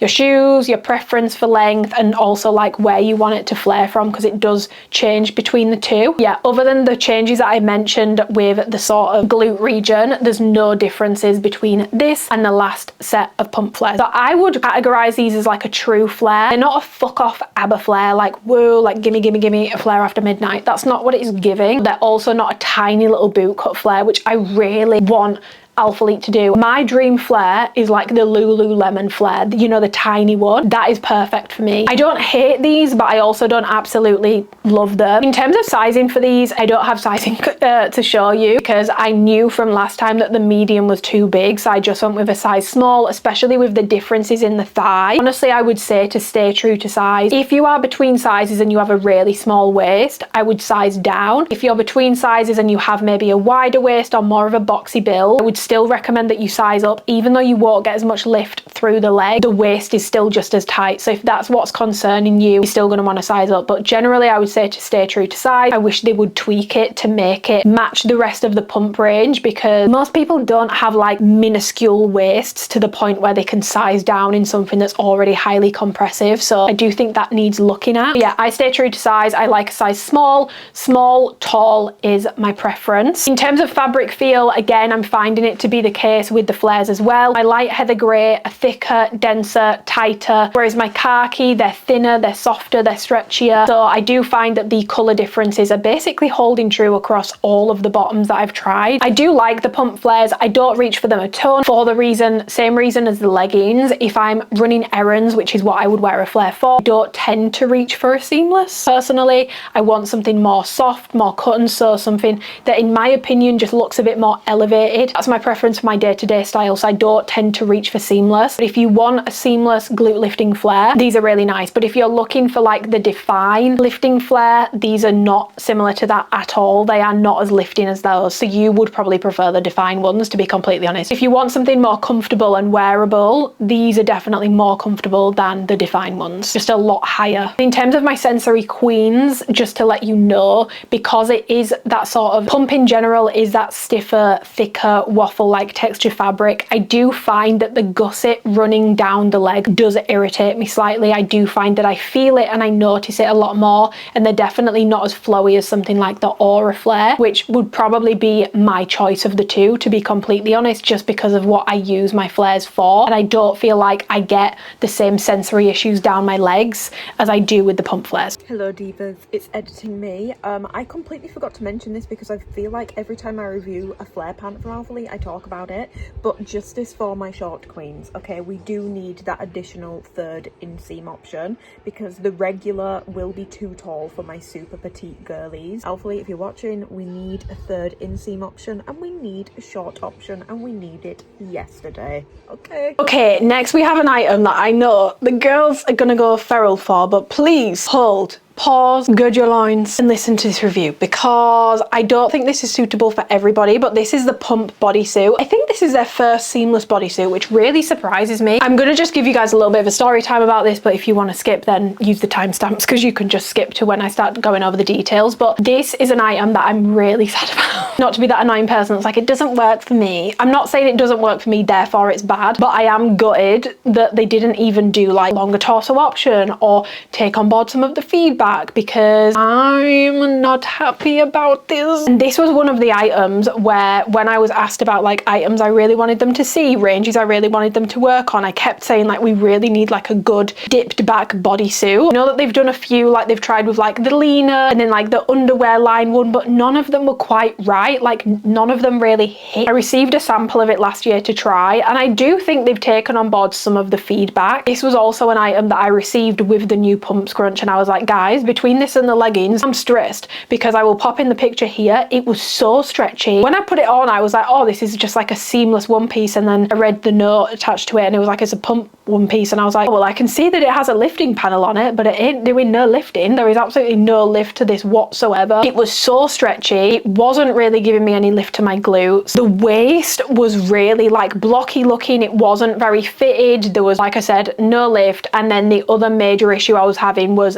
really bad trap pain, and also the straps, because they're not adjustable, were just completely cutting into me, and quite frankly I look like a piece of ham, like a piece of honey glazed roasted ham, and may I add, finest piece of ham. Like, I'm not going to talk down on myself, I was a really mighty fine looking piece of ham, but make no bones about it, I looked like a piece of ham, I looked like a pork joint, and I didn't love that. You know, I'm a big believer in just because you can get something on, it doesn't mean it fits. I could get the bodysuit on, but it quite clearly didn't fit. I was being sliced and diced. Waist was really blocky looking, there was no lift, and the straps were causing me major issues with my trap, major issues with any, I'm not even gonna say back fat, literally skin. God forbid you can pinch an inch on someone's back. Fed back, I never actually heard back on the feedback. So this is my first time seeing the finished product, and I can confirm this is exclusively made for my short torso queens. I'm very happy for my short torso queens. You guys have a decent bodysuit option. I would also say, I'm not going to tell people that they can't wear something, but I know I felt really self-conscious personally. I feel like this has been made with people who have really lean upper bodies in mind, and even like not muscular upper bodies, because even if you have muscle, when you're relaxing, it's not like rock hard. Things can still dig into it, just like your glutes, like they're not rock hard 24/7. So I feel like it's been made with very petite builds in mind. So if you have a particularly petite upper body, very short torso, I think you will really like it. But if you have a long torso, look, you can try it if you want, but I would strongly advise against it. And if you are someone who gets self-conscious about things cutting into your back, I would also avoid this because it's really, yeah, I was honestly gutted because like I said, I was really intense about wanting a dipped back one piece. So the fact that this is what we got, I am, however, happy to report they definitely listened to me on whatever was going on with the bottom half, because this definitely fits like normal pump, like it's tight, it's lifting, and the waist, they've actually done a pretty good job. Like, it's really hard, especially when you have such an open back, get the waist to be fitted. Fabric's basically going to stretch from your shoulder to the bottom, and then you've got an open back, so it's not like you can zip someone into it to cinch the waist. It's completely open at the back. That's really hard to do, and to be fair, they've done a really decent job at making the waist more fitted. So they took that feedback on board, just not the stuff that I think would have made this a lot more wearable for a lot more people. I just feel like this needed adjustable strap. It still wouldn't have been everyone's cup of tea, but it would have worked for a much wider range of people. So in terms of details, you have this sort of scooping wide neckline. It's about 9.5 inches. So the Amplify minimal halter, which is very wide cut, that is between 10 and 11 inches. So it's actually not too dissimilar to how that cut is, but this sits higher on the chest. It's definitely not as low as that one, so you're not going to be on the verge of a nip slip. So yeah, it has this scooping neckline, spaghetti straps that come over and sort of separate like so. You then have this underbust detail contouring here. There is no shelf liner, there is no padding, there is no option to insert padding. It's just double lined, smooth, seamless fabric, and you get about 4 inches in this region here between the contour and where the top of the chest is. Then coming into the body, it switches from smooth seamless up here to that waffle knit fabric here to give it a lot more compression. And this midsection, obviously it goes from a thinner fabric like what the butt portion is of pump down to a thicker fabric here, which is again double lined, and this waist portion feels particularly thick and I want to say bulky, but not in a bad way. It just feels very, very, very sturdy in the midsection. You then have some ribbing along the waist here, along the sides here, and then at the bottom, you do have a little bit of a V detailing and some extra ribbing the lower stomach before you get to this waistband, which I do find adds some extra additional compression and just helps to cinch that waist a little bit more. You then have a sort of dipped seam here, and then the bottoms, it comes into a 5-inch inseam. Basically pump short. You've got the mesh panel down the side, scrunch in the back, glute lifting compression, which I'll go over in a second. So yeah, the bottom half is basically a 5-inch inseam pump short. And I will say this is a true 5-inch inseam, and also because of the scrunch at the back, you definitely get more length out of this than you do the traditional 5-inch inseam. Coming into the back, you then have these spaghetti straps, which basically cross over as like sort of like a halter style. They have a little bit of bounce to them, but not a ton, to be completely honest. Like they don't have a ton of give or a ton of stretch to them. They are quite sturdy feeling. They're not adjustable. That thick ribbing that's along the front of the waist also comes into the back. You then have the alphalete logo, which is much smaller than the rest of the pump range, and then it dips here, and then you have a V seam, which obviously none of the other pump range has. It is really, really, really flattering on the glutes, and it also helps to really feed the scrunch into the glute. So if you were wanting pump with a V seam option, the bodysuit is a great option for you. You then have a pump scrunch. So this is different. So this one doesn't have the hourglass scrunch, which I've obviously spoken about at the start of this video, so I won't go over it too much. But yeah, this is just a straight scrunch. It's not as skinny as the updated scrunch, but it's also not as thick as the OG scrunch, but it doesn't come under the glutes. It literally just goes straight up and down, and that measures 3 inches on a size small, 2.5 inches on an extra small. So that gets really, really short. In terms of the middle of the butt pocket, you get 7 inches in terms of room, so you do get more room in the butt pocket, but this also hits you higher on the glute. So if you are someone who has particularly short glutes, you may find that the V seam hits you a little bit higher, 1.5 inches longer at the widest point than the mid-rise pump short. You do also have this ribbing detail above, and then it comes into the glute compression. So you've got the glute compression followed by the transitional panel, followed by the bottom seam, which measures 7 inches, and it's a 5-inch inseam. And I feel like you can tell from looking at it that this one actually gives you the full 5-inch length. There's no hiking at the back, and I genuinely feel like that's because there's no hourglass scrunch. I feel like the hourglass really hikes the gusset at the back here, which makes the pump range in the normal 5-inch shorts fit shorter at the back. So those are basically the details. I'm going to explain to you guys why I don't personally love the pump bodysuit, and it's basically because it's just too short for me. Like from the bottom of the short to the top of the strap, like where your shoulder hits, is 25.5 inches. Now for comparison, and I will fully compare it before I move on to other products, the Lina bodysuit was 27.5 inches, so it's 2 inches shorter even in the same size. It's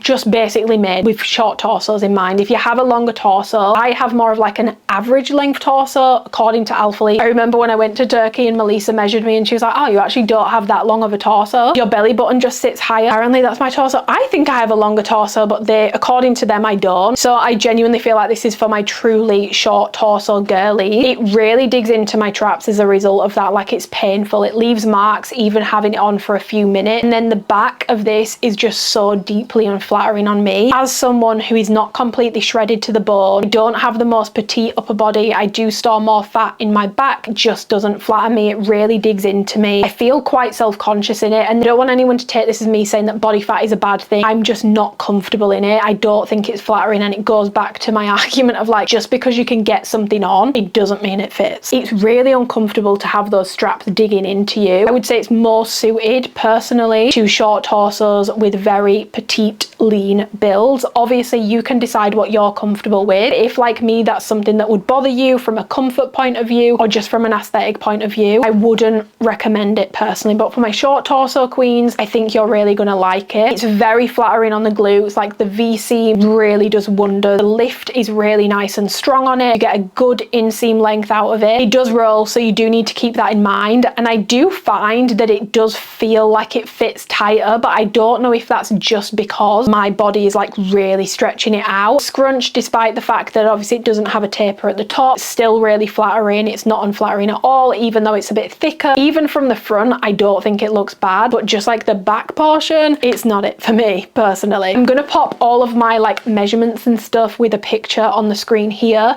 so that you guys can try and work out if this would work for you or not. In terms of bust size, obviously there is no support in this. There's no built-in bra. You have that compression, but like it's not gonna do much. You do get a little bit of gaping at the back in terms of the waist because it's backless, and pretty much every single backless one piece I've ever owned does gape a little bit at the top of that sort of dip. It's just what happens. I think it's a bit worse because I do have a long torso, so I'm really stretching it. And in terms of the strap sort of causing gaping, I have noticed that on a few people almost goes like that, where the straps meet around the lats. Okay, and then in terms of sizing, I picked this up in a size small and an extra small, which was a big mistake because of when I tried it last year, it fit me massive. I was like, I might need a size down in this. Wrong. I could barely get the size extra small on. I personally would recommend that you stay true to size in this, and if you're between sizes, I would strongly recommend that you size up. Mixture of reasons. The straps are adjustable, so if they're gonna cut into you, it's probably better to go with a size up if you're between. Straps wise, you're gonna get a lot more comfort going up if you are between. It's very fitted, which I didn't think it was going to be, which is why I did small and extra small. I shouldn't have done that. I could barely get the extra small on. Like, it was really, really difficult to get on, especially with this sort of waist seam here. It doesn't actually have much give to it at all. I really would not recommend that you size down in this. I would stay true to size. If between sizes, I would 100% recommend that you size up. And in terms of colorways, the light heather gray is completely fine. I've not seen every single colorway in this. I also did get the citrus frost. It's completely see-through, and because that top layer is so double lined and so dense, it makes the bottom half look comical. In my opinion, I really don't think it looks good, the difference between the top and the bottom. Obviously it will be completely up to you what you're comfortable with, but just know the bottom of the citrus frost bit is completely sheer. The top's fine, it's not see-through at all, but the bottom is totally see-through, and it's a very, very, very, I would say the bodysuit looks worse than the shorts. It's a very stark difference between the top and the bottom, so keep that in mind. In terms of comparing this to the Lina bodysuit, because I feel like that's what it's most similar to, but also very different. Obviously totally different fabrics. That's tenacity, this is seamless, very different fits. The Lina, I would say, ran about half a size big. This one is much more true to size for a compressive. The Lina was actually a little bit big. I could do a small or an extra small. One is a lot tighter in the chest. The Lina, however, did come with padding, I believe. Lengthwise, that one is 27.5 inches top to bottom. This one is 25.5 inches. So that one, I feel like people were already complaining with the Lina that it was verging on not being long torso friendly. So if that was tight on you, this will be 10 times worse, and I would strongly recommend that you avoid it, especially because it fits so much tighter as well. Both have the sort of dipped waist seam at the front. This one just has a lot more paneling, a lot more compression. It's a much, much, much tighter fit. They're both a 5-inch inseam, and then in terms of the back, for me, the Lina just works better because you've got those adjustable straps in the middle. You don't really cut into your back fat. You have a nice deep V. It's not quite as deep as this one. I will pop the measurements on the screen. I think it's about 1 inch higher, and you also get a lot more room in the glutes with the Lina. It's a hidden scrunch. This one is more of like a full-blown 3-inch scrunch, whereas that one, I think it was 4.5 inches. Pump one is a lot more flattering on the glutes, but the Lina one worked better for my build and was a lot more comfortable, even though it was a bit big. In terms of comfort, I can actually wear that. This one is really, really, really uncomfortable for me. So if you were wanting something more comfortable, the Lina would work better. If you're wanting high compression and you have a short torso and a very petite build, this one will work better. But for me personally, I prefer the look of this, but it just does not work for me, and it's not as flattering. Like, I'm well aware the Lina fits me a lot better. If the lina was tight on your traps, don't bother with this because it's 2 inches shorter. So yeah, that is the first seamless bodysuit from alphalete, a pump bodysuit, which I know is something that people have been really excited about. I'm gutted with how it's worked out for me, but for my short torso, very petite build queens, I think you're really going to like it. It just doesn't work for me. Quality wise, there is nothing wrong with the quality of this. Like, it feels thick, dense, very high quality. Flatteriness in terms of the bottom portion, they absolutely killed it. Like, it looks so good. This just does not work for my build, and if you have a long torso, I would strongly advise against this product. Really uncomfortable on the traps, and also the taller you are, harder it's going to be for you to actually get it to fit to the waist, because there's so much tension between the top of it and the bottom. It's just going to stretch it out, which won't allow it to really fit your waist. It's the path. I look like a pork joint. Okay, we're on to the home stretch now. This should be quicker because it's more tops and there's less to go over with these. So we have 2 bra options in this drop. We've got the Amplify minimal halter, which has dropped before. So if you're wanting all the comparisons and stuff, go and check out my original review. I'm not going to do it again. Spoiler alert, this bra doesn't work for me, but that's fine, not a problem. And then we also have a BTC bra. Allegedly a BTC bra anyway. So this is the Amplify minimal halter bra. Details wise, it's a smooth, seamless fabric, so you do need to be mindful with like gym bags and stuff, it could pill. I would say I've not experienced it with it, but I never wear this bra because it doesn't work for me, so you would have to ask someone else. It's double lined in the front. It does come with padding. One thing I do note with this bra is because it's so tiny, padding does sort of like fold on itself inside the bra, so personally I would recommend removing it and putting smaller padding in, using like nippies or something. I just feel like that would work a lot better. It has a very wide neckline. I think on a size medium it's about 11 inches, so it's very wide cut. You've got an adjustable strap which just comes around the neck like so, and at full adjustment on a size medium you get 17 inches, so it's pretty adjustable, to be completely honest. Branding wise, you've got the A logo in sticker format. These do come off over time in the wash. They're not the most durable. I don't mind that because I actually really don't like how it looks. I really wish that they would just switch women's branding to being minimal and tonal. Even if it has to be the A, put it somewhere I can't see it, make it tiny and tonal. That's my preference for branding. And then at the back, it's basically just a tiny skinny halter, and you do have a ribbed band at the bottom, which is meant to obviously keep things in place a little better, but it doesn't really do that much of a great job at that. So this has launched before. In terms of comparing it to the previous launch, when I line up my medium with my media, there's absolutely no changes. Measurement wise are the exact same, neck width is the exact same, fit is the exact same, there aren't any changes. The only thing that I've noticed is that, like I noticed with the push tank strap, it used to be really thick and plush and then they went like flimsy and almost wrinkly. I have found that to be the case annoyingly with this bra as well. Not that annoying for me because it's unwearable for me anyway, but I do just find with that, like, it just feels cheaper, and because it's flimsier and it feels less plush and less sturdy, I feel like the bra can slip down more, because I noticed that with the push tank. If you were someone with boobs and you were able to make this bra work for you last time, just be aware with it being flimsier, it will put a lot more tension on your neck because it's not able to support you. Not that it was ever doing much support, but less supportive, so it will put more tension on your neck, the weird crinkly strap. I'm going to pop all of like my measurements and stuff for this on the screen so that you guys can compare it to maybe other bras that you have in terms of coverage or like the width of the neckline. I would say that this is best suited for people who have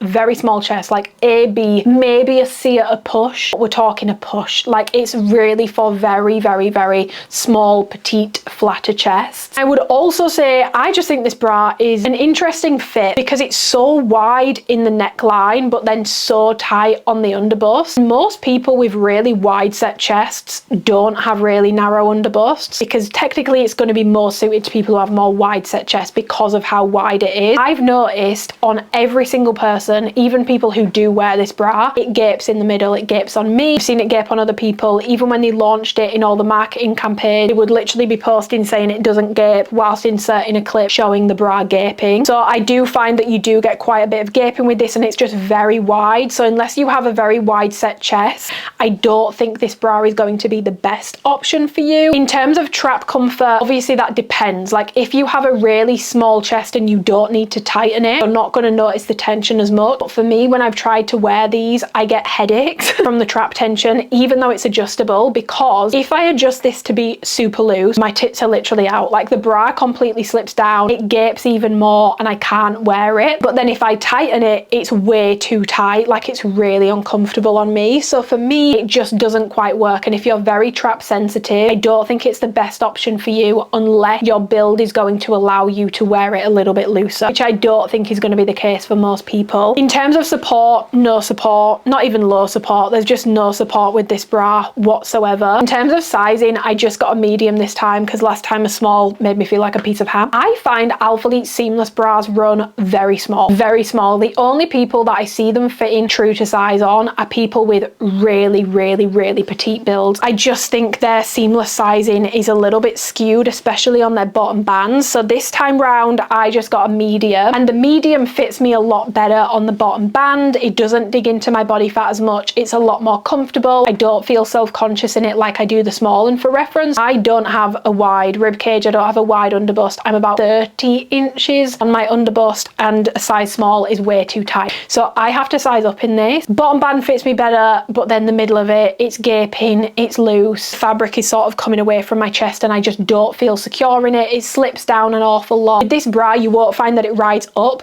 but you will find that it pulls down and slips down on your chest. So for me, I prefer a medium because the small literally is like wearing a piece of string around my back, like a piece of ham. Even the medium doesn't really work for me. So this bra just doesn't really work for me, which is fine from a coverage point of view because it's meant for that IBTC, but I just think their seamless bras in general do fit a little bit weird. Very minimal coverage. Like I said, it's definitely going to be best suited to people who have very, very, very narrow underbust, a wide set chest, and a very small chest. That's who this bra is going to work the best for. Anyone above a C cup, I personally wouldn't bother. So in terms of sizing, I would recommend that you stay true to size if you are like really tiny and you want a compressive fit. But if you're between sizes, it's hard because if you size up, it's probably not going to fit over bust, but I wouldn't recommend sizing down in it unless you are absolutely tiny. It will really badly cut into you. I would say for most people, you're going to be safer staying true to size. Between sizes and you're really tiny, you can probably size down, but everyone else, you could size up, but honestly, if that's the position that you're in, I would probably just skip on the bra. Okay, next up we have the Elevate bra, and this is what is going to be heavily promoted, I believe, as Alphalete's BTC option. It's their BTC bra. To be fair to Alphalete, they are saying BCD. I would say an A cup can wear this and it would still be flattering, to be completely honest. I would agree with their assessment of BCD, but I think sometimes when people hear BTC bra, mine sort of springs to this is suitable for big chest. To me, a BCD is a moderate cup size, obviously depending on your band size, but to me that's more of a moderate cup size. So I personally think this is a moderate titty committee bra. This is not a BTC bra. I'm going to give you guys all the comparisons, but for example, if something like the contour bra wasn't enough coverage for you, this has less coverage. If something like the Corrine bra didn't work for you, this has basically the same amount of coverage. In the center there's actually less. At the side, compared to the CD version, you get like 0.25 inches of extra coverage, and it's particularly short as well. Like the straps are quite short, so it does hike a bit more than the Corrine bra did. It's not the BTC bra that it's being pushed as. It's a moderate titty committee bra, which is frustrating because I feel like Alphalete have a lot of moderate titty committee bras and itty bitty titty committee bras. What they don't have is BTC bras. I fear people see like an inch more coverage and a racer back. It's high support, it's BTC. It's not. PSA, this is actually being pushed back a bit now. There's issues with some of the stitching, which they are trying to rectify, and they're actually having them remade because they don't want to launch a bra that's not up to their standard, up to their quality. I do really appreciate that Alphalete have started doing this now rather than just releasing something subpar. Yeah, this isn't launching on the 27th anymore. It will launch in a few weeks. I will update you guys on Instagram. So yeah, this will not be part of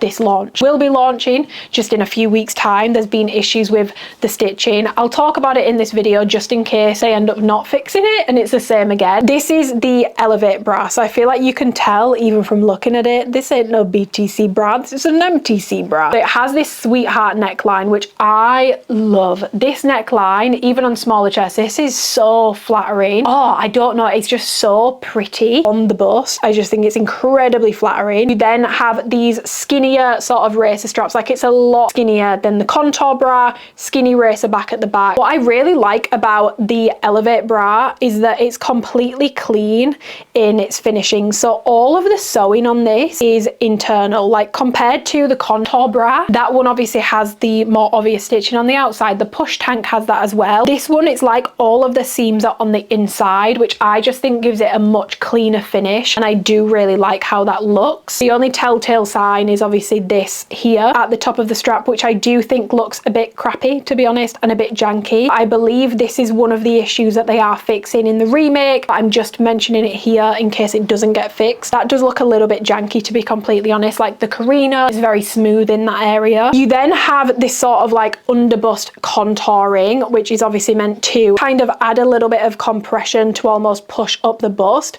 But as you can see, it eats into that cup space even more, which on an already quite minimal bra, like no, it's not a piece of string, but it's still on the minimal side, does eat into that bust space, but it's there to sort of contour, try and give a little bit of lift. It does come with padding. I personally take the padding out, and then you have a ribbed bottom band, and then in the back it's a very skinny racer back, like incredibly skinny, and then you've got the A sticker logo, which I hate. I really wish that they'd done it tiny and tonal. It's smooth seamless fabric and it's double lined, so it's very nice on the skin. Be aware, as usual, with the lighter colours, you will be able to see padding through it, so I would recommend that you take the padding out. Padding is still, they're quite janky seamless padding. The pads they put in the seamless bras is nowhere near as nice as the padding that goes in the cut and sew ones. So yeah, that's basically all of the details. I'm going to pop the measurements on the screen so that you guys can see sort of how it's looking, how it's constructed. Now, in terms of comparing this to other bras, one of the reasons I really wanted to compare this to the contour bra was because really only the two seamless racer back ones. But second of all, I remember when the contour bra came out and I realized we've definitely moved the needle in terms of what's classed as minimal now. But when that bra came out, it was touted as like more of an itty bitty titty committee bra, much less coverage, more of a minimal bra. I was really intrigued to see how this one stacked up. This one has less coverage than the contour bra.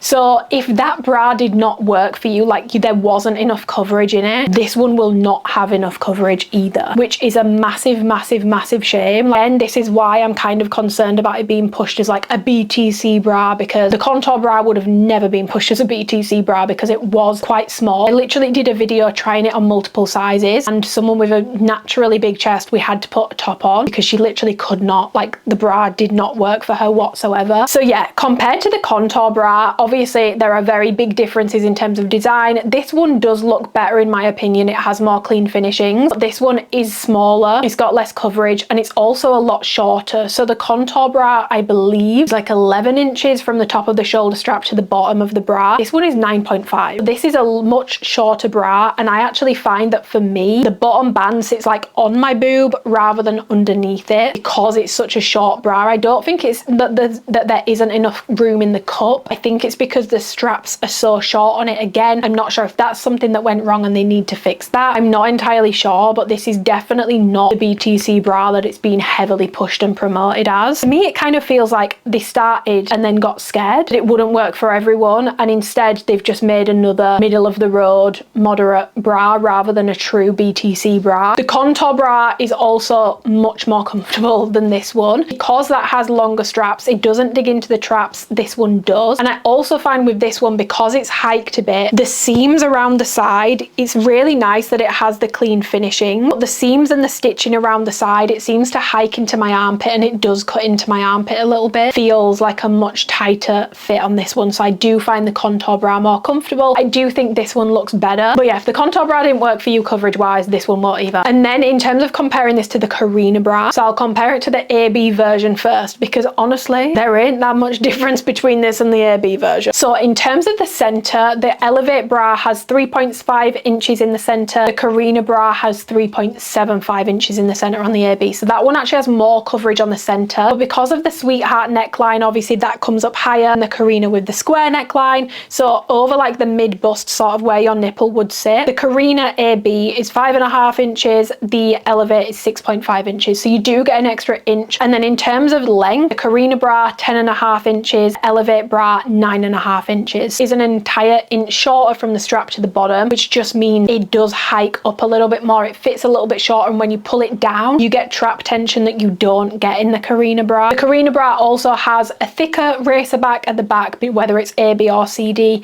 and it also just has cleaner finishings in terms of the stitching, but I know they are trying to fix that. And then in terms of comparing it to the CD version, the Elevate center again is 3.5 inches on a size small. The Corrine on the CD version is 4.25 inches, so that one actually has more coverage on the center as well, as does the AB version. And then in terms of length, again, it's 1.5 inches longer in the Elevate. Because it's a sweetheart neckline, you get about 0.25 inches extra coverage on the bust. So if the CD Corrine bra worked for you in terms of coverage, then this one will work for you. If it didn't work for you in terms of coverage, this bra is not going to work for you. If the reason the Corrine bra didn't work for you is because there's no bottom band, it's all sort of like internal and there's no structured bottom band, then this one might work for you because it does have the ribbed bottom band, which can help to sort of keep your boobs in. I would say this is not a BTC bra. I would say this is more of like your moderate titty committee bra. I actually really like it on myself. I'm not hating on the bra. I really like it on me. It's really flattering on me, but I don't think it's fair to promote this as a BTC bra, because to me it's just not. In terms of support, I would say it's low to moderate, but I have implants, so keep that in mind, especially if you go a size up, which you might need to make it more comfortable on the traps. You will find it's very low support. In a size up, you could probably wear it all day. Low support, high comfort. True to size, you get a bit more compression. It's more of like a low to moderate support. It's definitely not high support option. In terms of sizing, I got a small and a medium, and both of them actually work for me. The main differences that I notice is, obviously, I'll pop the measurements on the screen. There's a difference in length, so you get a little bit of extra length when you go up a size, which does reduce the tension on the trap. You do get a significant amount more coverage when you go up a size, so especially if you are bigger in the bust and you want to try and make this bra work for you, you can definitely try a size up, especially because it is quite like a compressive fit. So in a size up, it will still fit you, but it will give you a lot more coverage. Like the grading in terms of coverage has been done pretty well, to be honest, and a lot more comfortability around the armpit, because that's the main issue that I have with the size small, is I get a lot of trap tension because it is shorter, but then also around the armpit, it's sort of cutting into me because it sits so high in the armpit. It cuts into my armpit. It's quite uncomfortable. Definitely not an all day wear comfort bra in a size small for me, but in a medium, I have no issues. It doesn't dig into me at all in a medium. The bottom band is fine on this bra. The tightness is coming more from the trap and the armpit region. I would prefer a size small for training in, but if I wanted a bra for like all day wear comfort, I prefer a medium. I definitely wouldn't want to keep the size small on all day. Stay true to size for a compressive fit. If between sizes, I would size up. And if you are someone who has really sensitive traps, or you store a lot of body fat around your armpit, you might want to size up because it does dig in those areas. So just be aware of that for when it launches. In terms of it staying in place, it stays in place really, really nicely for me. I don't have any issues with that whatsoever. And in terms of gaping,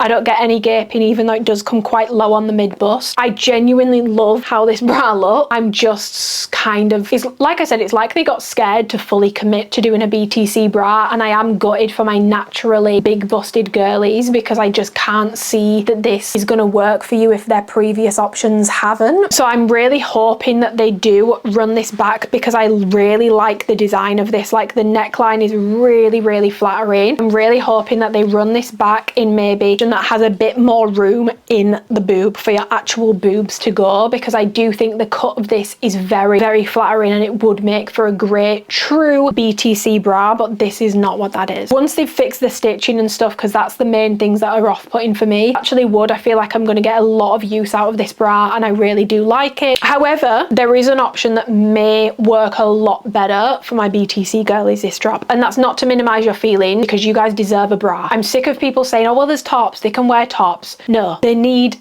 bras. The mirror tank may be a very good option for you. This is the mirror tank. This is a brand new product for alphalete, and it's basically a meet and greet length seamless tank top. I would say this is like the more supportive BTC friendly version of a push tank. training friendly, much more bigger bust friendly. And I think if you have a bigger natural bust in particular, I really do feel like this tank top will work pretty well for you. So very similar to the Elevate bra in terms of it has all like the really clean finishing. So then like the push tank, there isn't any big seams along the top. It has a very clean looking finish, which I really like. I feel like for a seamless top, it makes it look a lot more expensive. Smooth seamless fabric on the bust up here, and then down here you can sort of see where it changes. It does come into that waffle knit sort of PK texture to give it a little bit more compression to the waist. You've got some ribbed detailing down the side for a little bit of contouring, very similar to the glass range. It has a sort of square-ish neckline. It definitely does sit a little higher. It does offer quite a bit more coverage than things like the push tank, which were really low cut in comparison. Then at the back you've got the A logo again, which I wish was tonal and tiny. I just really don't like this branding. You've got a racer back. This is much thicker than the Elevate bra. This has a built-in bra, so not that you would want to layer the two, but on the off chance that you did, the Elevate strap is a lot skinnier, so you could layer it, but I probably wouldn't recommend doing that because this does have a built-in bra. Single line throughout, other than at the bust where it does have a built-in shelf liner. Similar to the push tank, there's no padding, there's no insert where you can put your own padding, so it's just double lined here because it has a built-in shelf bra and then a single layer of fabric over the top. In terms of length, meet and greet length, this hits me basically at belly button height. So in terms of comparing this to some other products from alphalete, obviously you've got the push tank. This is different to that in terms of the fit and in my opinion the intended audience. Push tank is definitely more for your smaller chests. This is more for bigger busts. Smaller chests can still wear it and it will look nice, but this is definitely in my opinion been made bigger busts in mind and being a bit more supportive and a little bit more practical for training purposes. So obviously this one has a racer back. The push tank is just spaghetti strap straight over. This one has thicker straps, which are obviously going to provide a bit more support. This one has a higher neckline. The push tank is super wide and scoopy, but then the straps sit quite like narrow into the bust, so you get a lot of side boob, a lot more flattering on my build than the push tank. Even though it has a higher neckline, it's still pretty flattering on me, to be completely honest. In terms of length, they're pretty similar. I would say this is a tiny bit longer than the push tank, but for all intents and purposes, there really isn't that much in it. They're pretty similar. Biggest difference is that this, in terms of the shelf liner, is a lot more true to size. I'm going to pop some measurements on screen for you guys so that you can see, but this shelf liner fits much more true to size and also has a lot more room. So based off a size medium in the push tank, you would get 5 inches. In this one, you get 5.5 inches. The bottom band is nowhere near as snug. It fits a lot more true to size. So if that was what really put you off the push tank, you may prefer this. If your boobs didn't fit in that shelf liner, this one has a lot more room. I'm pretty confident that your boobs will be able to fit into this shelf liner. And then in terms of comparing it to the random like tenacity cropped tank that they did, I think it was the flex crop. They have kind of similar necklines, but this one sits a little bit lower. Obviously very different fabrics. The fit on this is a lot more tight to the body. It's a much more compressive fit, whereas with the tenacity top, tight on the bust, loose on the waist, this one is just more compressive overall. This one has a built-in shelf liner. That one didn't. It was just double layered in the front, and the back of this is also a much skinnier racer back, whereas that one was more of just like a typical top back. So I definitely prefer this over that, and this one fits a lot better through the body as well. In terms of comparing it to the glass tank, this one is shorter and it's also obviously got your built-in shelf liner, so it's going to give you a lot more support, whereas with the glass tank, I mean, you could wear it without a bra, but most people did wear a bra with it. But the sizing around the armpit and the traps, the glass tank is a lot more comfortable. Like in that, I can wear an extra small. For a comfortable fit in this, I need a medium. So there are definitely differences in terms of the comfortability around the armpit and the traps between the two. Yeah, I feel like the glass tank is more of a layering piece. This is more of like, you put this on and you can go and train in it. You do have similar sort of side contour detailings, like I said. So in terms of sizing for this, I got a size small and a medium. I personally prefer a medium in this, and I know what you're thinking, Amy, you just said this doesn't run as small as a push tank, and it doesn't in the shelf liner. The straps, and again, because it's high cut around the armpit, it really can sort of dig into that region, and it just feels very tight on the traps and very very tight around the armpit for me. And another thing that I noticed in the size small was that it really pinged up, which isn't normal for me when it comes to a meet and greet length top. I actually feel like those normally don't. This one really pinged up on me. Like, I wore it the other day and I ended the day with it like rolled up to like beneath my bust. Whereas with the size medium, yes, I get a little bit of excess fabric, but it's way more comfortable on the traps, way more comfortable around the armpit, and it just doesn't ping up as much. I feel like that's a more comfortable fit. So sizing wise, I prefer a size medium. I prefer a size up purely for the traps and the armpit region and making sure it doesn't ping up. Your sizing will be entirely dependent on your preference. I would say if you have very minimal trap sensitivity, very minimal, you know, fat around your armpit, those sorts of things don't seem to bother you, you're not sensitive in those areas, and you can probably stay true to size for a compressive fit. If you have a similar build to me and those sort of issues will bother you, I think you will prefer a size up. And if you are between sizes, I would 100% size up. Be aware, if you are staying true to size in this, it is a tight fit. Okay, it will fit you snug, it will fit you tight, so it's completely up to you what you choose to do with that. But I personally prefer a size up because I just think it's more comfortable. And again, classic case of, just because I can get the size small on, it doesn't necessarily mean it fits. Yes, I can get it on,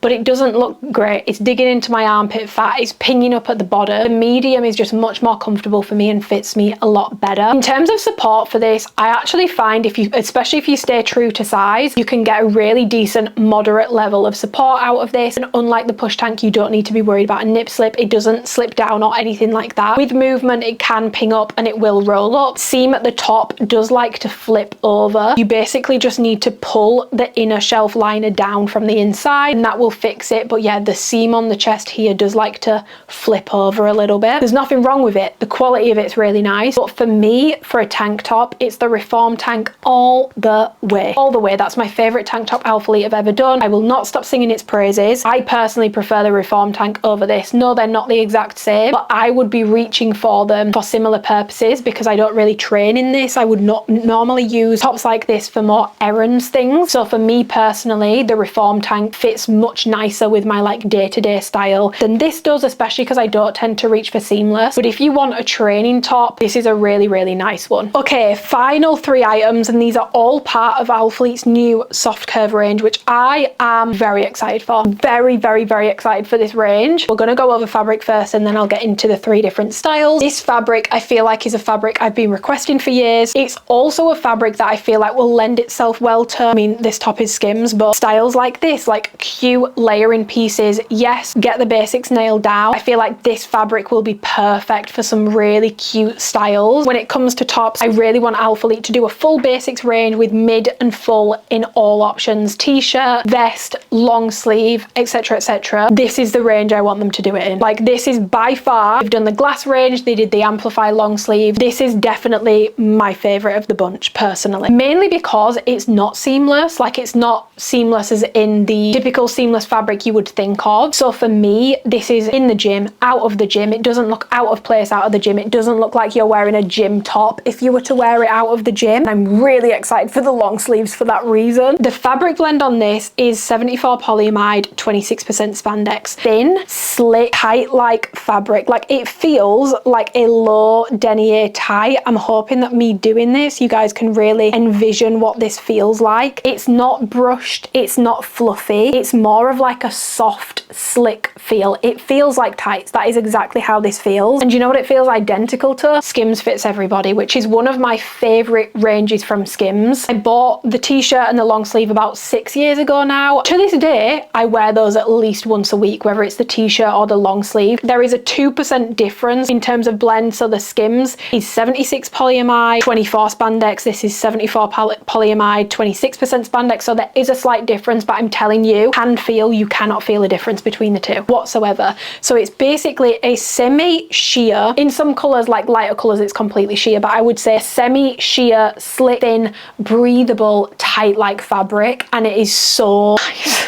It's so nice, guys. It feels really nice and looks. And what I like about this, and why I've said to them for years, Skims fits everybody, Skims fits everybody, is because it's not a brushed fabric, and I love a brushed fabric. But when it comes to training and pilling and stuff, that can be a bit of a nightmare. Because this is slit, I will say you are at risk of things like snagging, like how you would put a run in a pair of tights or a ladder. Definitely more at risk of that than you are pilling. My Skims fits everybody started pilling on the armpit a few years into having them. That was with like weekly wear. I'm not going to say it will never pill, but I do feel like what you're more at risk of with this, if you are curious about the risk, snagging and putting like a run in it. It is very delicate. It is a sweat wicking fabric. It dries incredibly quickly, but it does show sweat. I'll pop in some pictures so that you guys can see. It does show sweat, but because it's so thin, breathable, lightweight, it dries really, really, really fast in my experience. One downside to this, which I find with my Skims fits everybody, is when you sweat in these, it stinks. These tops get smelly. This fabric gets really, really, really stinky. So once you've sweat in it, you need to put it in the wash, because this fabric really clings to smells, in my opinion, really clings to BO. I almost feel like, might be TMI, but when I wear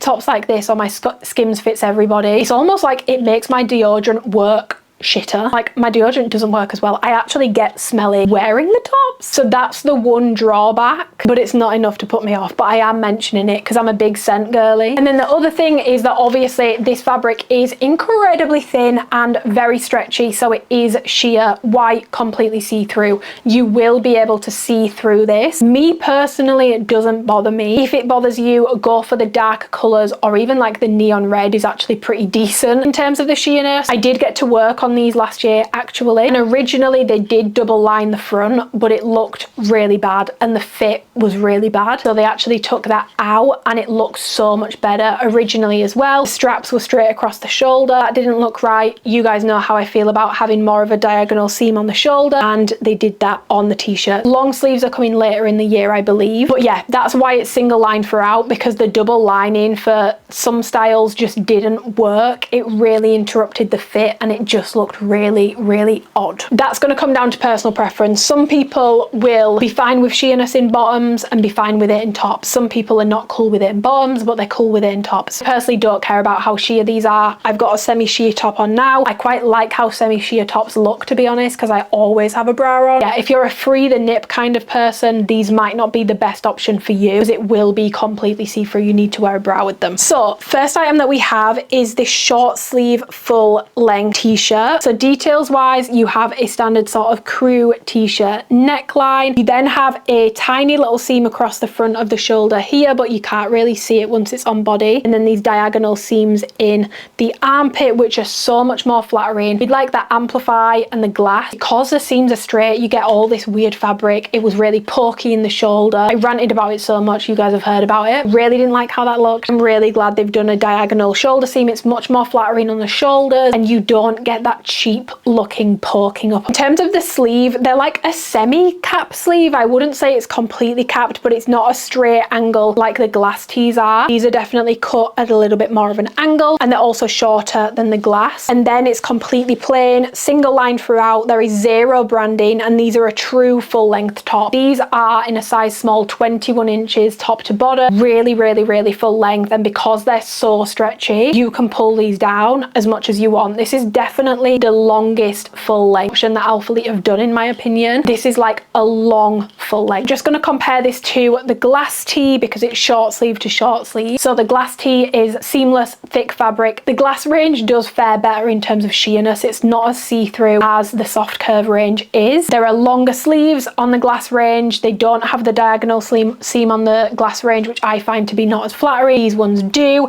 This is a much thinner fabric, much more breathable. The glass tee is more of just like a standard full length. I would describe this as a long full length. This is thin. It still has compression, but it has a lot more stretch and a lot more give to it. It's a lot more lightweight and you're not going to overheat as much in this. Definitely much more comfortable for training in. It's light, it's bouncy, she's flowy. And if I was to choose between the two, I would choose this in every single lifetime. I actually really don't like the glass short sleeve. Main reason being is obviously the fit of them is completely off. The sleeve length on the glass is so unflattering on my build. This one just looks a lot better. Diagonal shoulder seams. I prefer the fabric, everything about this I prefer. So for me personally, soft curve all the way, and I love that it's not so gym looking. There's zero branding on it, which means that if I wear it outside of the gym, it looks like I've got Skims on, to be honest. It doesn't look like I'm wearing gym stuff, which I love, because you can really get the versatility out of your pieces. And in terms of comparing this to the glass in terms of the armpit, they are still tight on the armpit. I'm not gonna lie, it does still cut into me a little bit, but because this fabric is so thin, it doesn't have a big bulky seam in the armpit. It definitely is more comfortable than the glass is. It's still snug in the armpit, but it's not as bad as the glass range was. If that's something that bothered you, this is definitely better. In terms of sizing for this, please listen to me, guys. I know I've said it's thin, it's stretchy, it's super lightweight. Do not size down. I'm gonna show you guys an extra small and a small side by side. I can get the extra small on, but again, classic case of just because you can get it on doesn't mean it fits. You can see that it's really digging into my armpit in the extra small, and it's just not very flattering. Lengthwise, you do lose about an inch when you size down, so the extra small is 20 inches, but still super stretchy. You can still basically make it a dress if you want to. I would strongly recommend do not size down in this. I know that when something is thin and stretchy, everyone thinks I'm going to size down for a snatching fit. Duh. Just stay true to size. If between sizes, I would size up in these, not down, especially if you store a lot of fat in your armpit or you just have more muscular arms. I would strongly recommend, if you're between, you size up. And if you are someone who doesn't want a skin tight fit, I would also size up, because your true to size is going to be a skin tight fit. My preference is a size small. I do think a medium would also work. The size small is slightly tight on my armpit, but it's not like the glass. It's not to the point where it's really uncomfortable for me. I'm still really happy with it. So yeah, I prefer a size small. In terms of styling for this, you can roll it up, you can wear it as a crop, you can wear it as a bolero, you can pull it down, you can shimmy the fabric up to make it less full length. Fabric bunches, but because it's so thin, it doesn't look weird. This is such an adjustable top, in my opinion, in terms of how you can wear it. I love this. The length of it, because it's plenty long enough, it can really cover the top of your glutes, which just, it makes the top of your glutes and your glute shelf look insane when a top does that. So I highly, highly, highly recommend these. In terms of sheerness, like I said, they are completely see-through. So I would avoid the white if that's something that's going to bother you, and stick with colors like black, khaki, the dusty navy, even the neon red, because the white is totally see-through. Even if you wear a nude bra, you're going to see the nude bra. Like, you can see your belly button through it, you can see everything through it. So if that's going to bother you, I personally would go for the darker colors. Yes, they're still semi-sheer, but it's not going to be as bad as the white. In terms of pinging up and stuff, it does ping up slightly, but honestly, I feel like because of how long this is, it pings up to like hip height rather than doing the annoying pinging right up to the waist. And even if it was to ping up to the waist, because it's so thin and lightweight, it's not going to like dig in, make you feel really bloated, make you feel really... In terms of my overall thoughts on this, love it, love it. This is my favorite t-shirt. I prefer it to the baby tees. I prefer it to anything they've ever done. It literally looks like Skims. I cannot wait for this to come out in a long sleeve, because personally that is my preference. But you will be catching me wearing the shit out of these in the gym, outside of the gym. I'm going to pick up the black for myself and some more neutrals. Absolutely love these. This is one of my top picks for this launch. This is the key basics range that I feel like they've been missing. Blast didn't quite work. Amplify was okay, but the shoulder seams were still not the best. This, take it, make it the basics range, do mid and full in multiple options. This is what I've been waiting for. This is genuinely fantastic, and it will not be the same price as Skims, thank God. In the exact same fabric, you then have this racer tank top, very long. She's 21.5 inches top to bottom, and it's single lined throughout, so you have a very low cut front. Like, this is low. I'm going to show you in the try on clips what happens when you put this on in a second, just so you're aware of how to make it work. But it's very low cut, scooping neckline, single line throughout, comes into a full length. Like I said, super stretchy, super bouncy. You can literally pull this down and make it a dress if you wish to do so. Racer back, and it is slightly wider than the elevate bra, so if you wanted to get the elevate bra and wear this over it, you can hide the racer back with this. However, because this is so low when it comes into the back, like, it really scoops wide, you will see the bra in this area, if that makes sense. Like, the bra will probably go like this. When I put this on, I was like, what the fuck?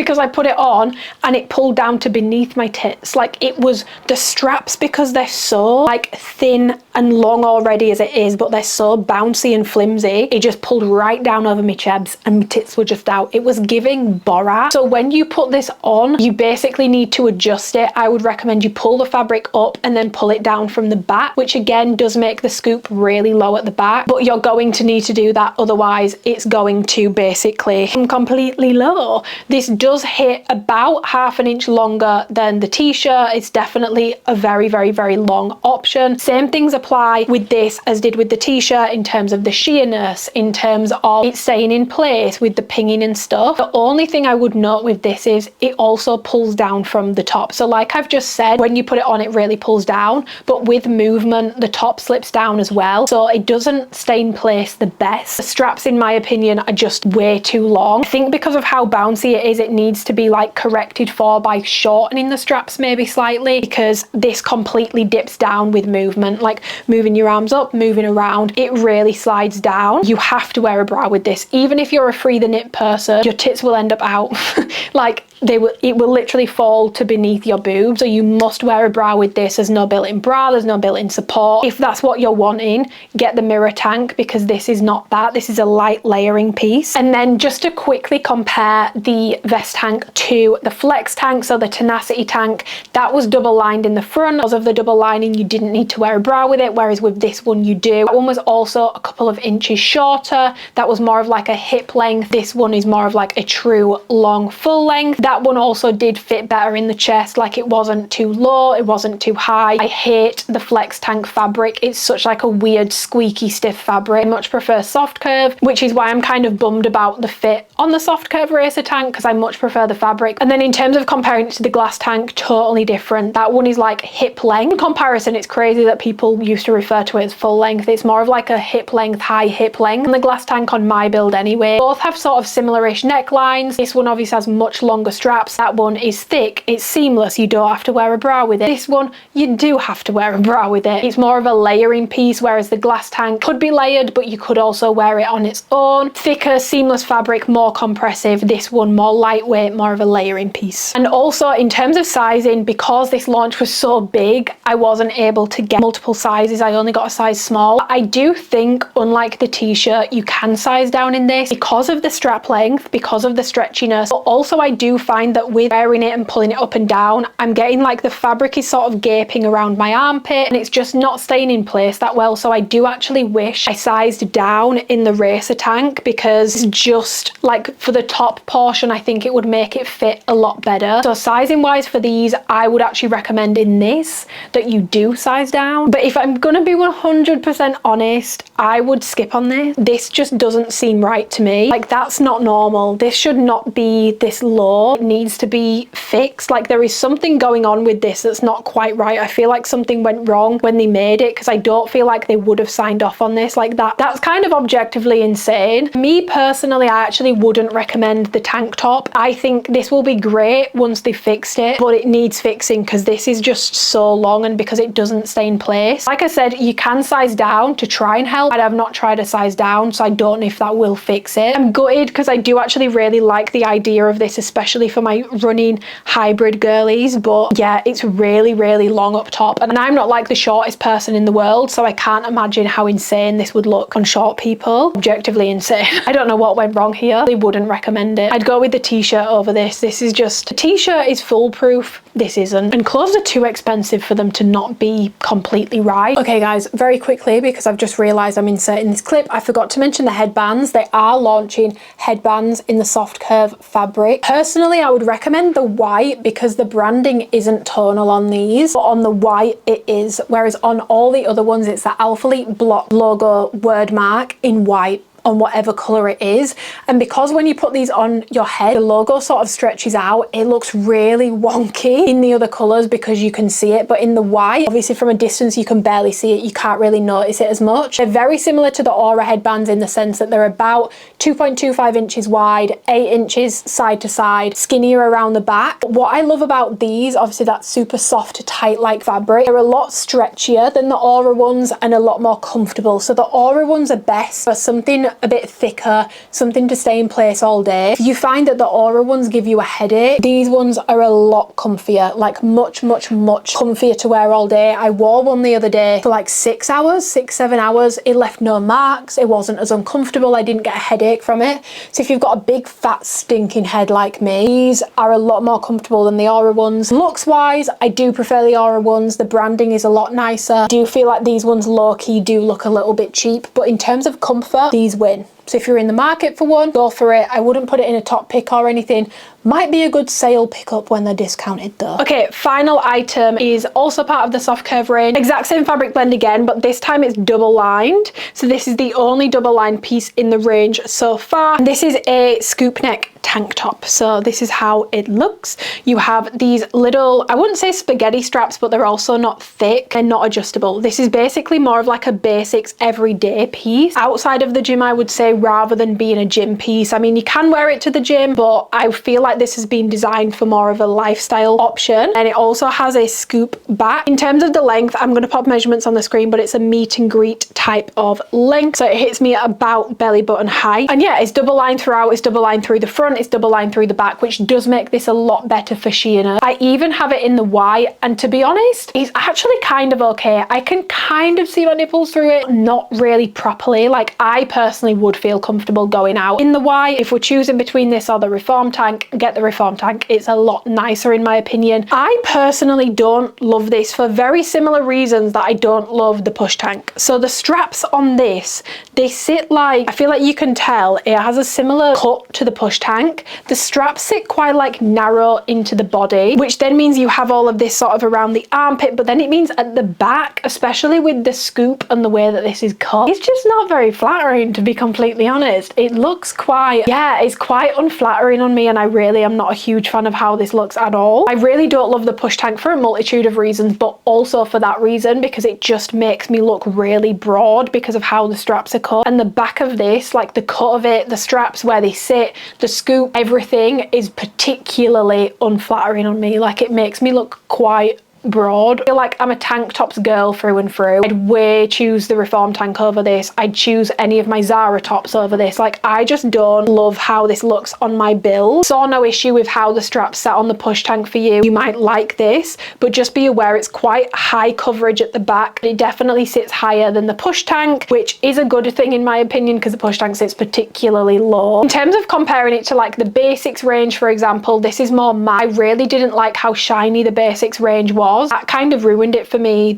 I only liked the white products because the white products didn't look shiny. Black, the darker shades, they were like disco vibes. They were super shiny and I just didn't like how it looked. I felt like it looked quite cheap. This fabric is a lot more matte. It just feels way higher in quality. It looks more luxurious as well. Another issue that I find with the straps on this is because they sit in narrow, they really roll. Like, they really roll and twist off my shoulders, which is what the push tank straps do on me as well. That's another reason why I don't love this. The straps just won't stay in place. It's like my traps are sort of like pushing them out, and then they just roll and twist, and I find it really annoying. And they're also a little short as well, so it does get a little bit uncomfortable up here on the traps. So in terms of sizing, I got this in a small and an extra small, because sometimes I like to size down in a tank top. Definitely didn't need the extra small. The size small is a compressive fit. Like, these fit, because of the double lining, a lot more compressive than the other options. They're a lot warmer. They're not as forgiving. They're definitely not as stretchy. Like, they still have stretch, but obviously it's stiffer. It doesn't have as much bounce to it. So for me personally, I prefer a size small in this. I would say it fits true to size for a compressive fit. If between sizes, I would size up. If you don't want it to be a tight fit, I would also size up. In terms of it staying in place and pinging up, this does ping up on me, which again, sort of like the mirror tank, is kind of weird because I feel like that length shouldn't do that, but it does ping up on me an awful lot in my experience, which I don't love. I find it kind of irritating to wear. Another reason why I prefer the Reform tank.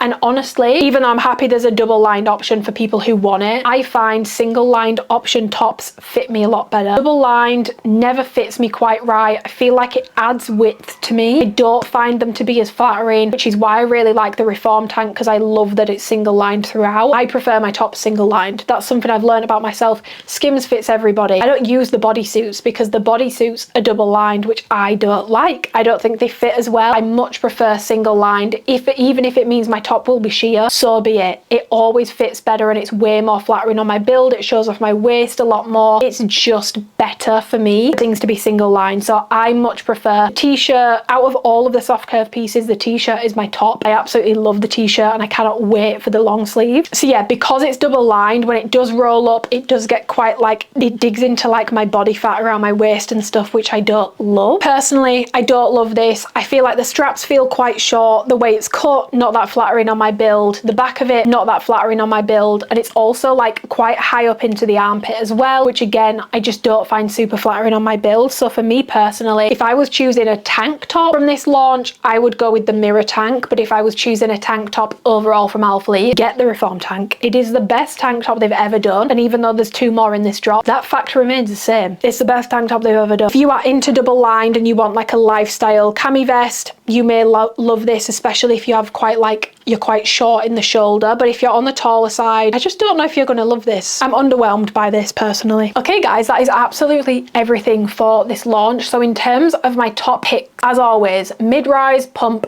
5-inch shorts, especially if you've been really nervous to try them with the old scrunch. I think it's worth trying with the new one. I really am obsessed with the neon red and the aqua blue colours. If you're only picking up 2 colours from this launch, let those be it. They are absolutely stunning and honestly, they are even better in person. I love those colours so much. I do really like the Elevate bra, so I'm also going to put that in my top picks. It's just not the BTC bra it's currently being promoted as, but that's not launching on the 27th. Like I said on Instagram, I will keep you guys posted on when it's launching, but when it does launch, I do like that bra. I will be wearing it a lot. I'm going to give an honourable mention to the pump bikers because I do think they are really flattering, and with this launch, with most of the colours being like softer and thinner, fluffier and stretchier, I do find them a lot more comfortable to wear than the February drop bikers, and also the compression and the lift is so much better this time round than it was in February. And then absolute must, soft curve tops. Like I said, I can't wait for the long sleeves. I think I'm going to use those more, but I will be wearing the shit out of the short sleeve version. I will be with you all on launch day picking up the short sleeve in more colours, like more of the wearable day-to-day colours, because I need them. I need it in black. I don't know if it's coming in dusty navy, but I need it in dusty navy. Like I need that in all of the colours. If I was only picking up 2 items from this launch,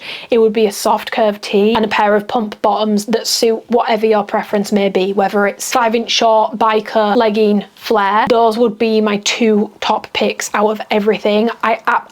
Yeah, let me not go off on a tangent about it, but I am so excited to see what they do with the soft curve range. I really hope they don't fumble the bag with it, not do like the full padded out basics line with it, because that is by far, that's what I've been waiting for basically. It's what I wanted the glass to be, it's what I wanted Amplify to be. It is 10 out of 10 and you can get so much use out of it because it doesn't look like a gym top. You can wear it in the gym, you can also wear it out of the gym, and they are so comfortable to train in because of how lightweight they are. So I really hope this video was helpful for you guys. Thank you so much for watching. If you do shop with my code, please message me on Instagram so that I can thank you. Don't forget to be entering my monthly giveaways if you are shopping with my code. I see you guys, I see the orders, I see people using my code, and then some months I will get like 2 giveaway entries. Please, I would love to give back to you guys, so don't forget to enter those. But yeah, I really hope this has been helpful. I'm a lucky girl. I just got to sit and yap for about 3.5 hours about activewear, and that's because of you guys, so thank you for keeping me in a job. I really hope that this video has been useful. Any questions, comment them down below, message me on Instagram. I'm super active on there at getting back to people. I hope you have a fantastic rest of your week, and I'm really excited to read through the comments. We can yap about the drop. Also, let me know if you agree with me on the brights thing, because I feel like alphalete brights are normally a little bit ugly. This time round, stunning, but I don't know if anyone else feels that way.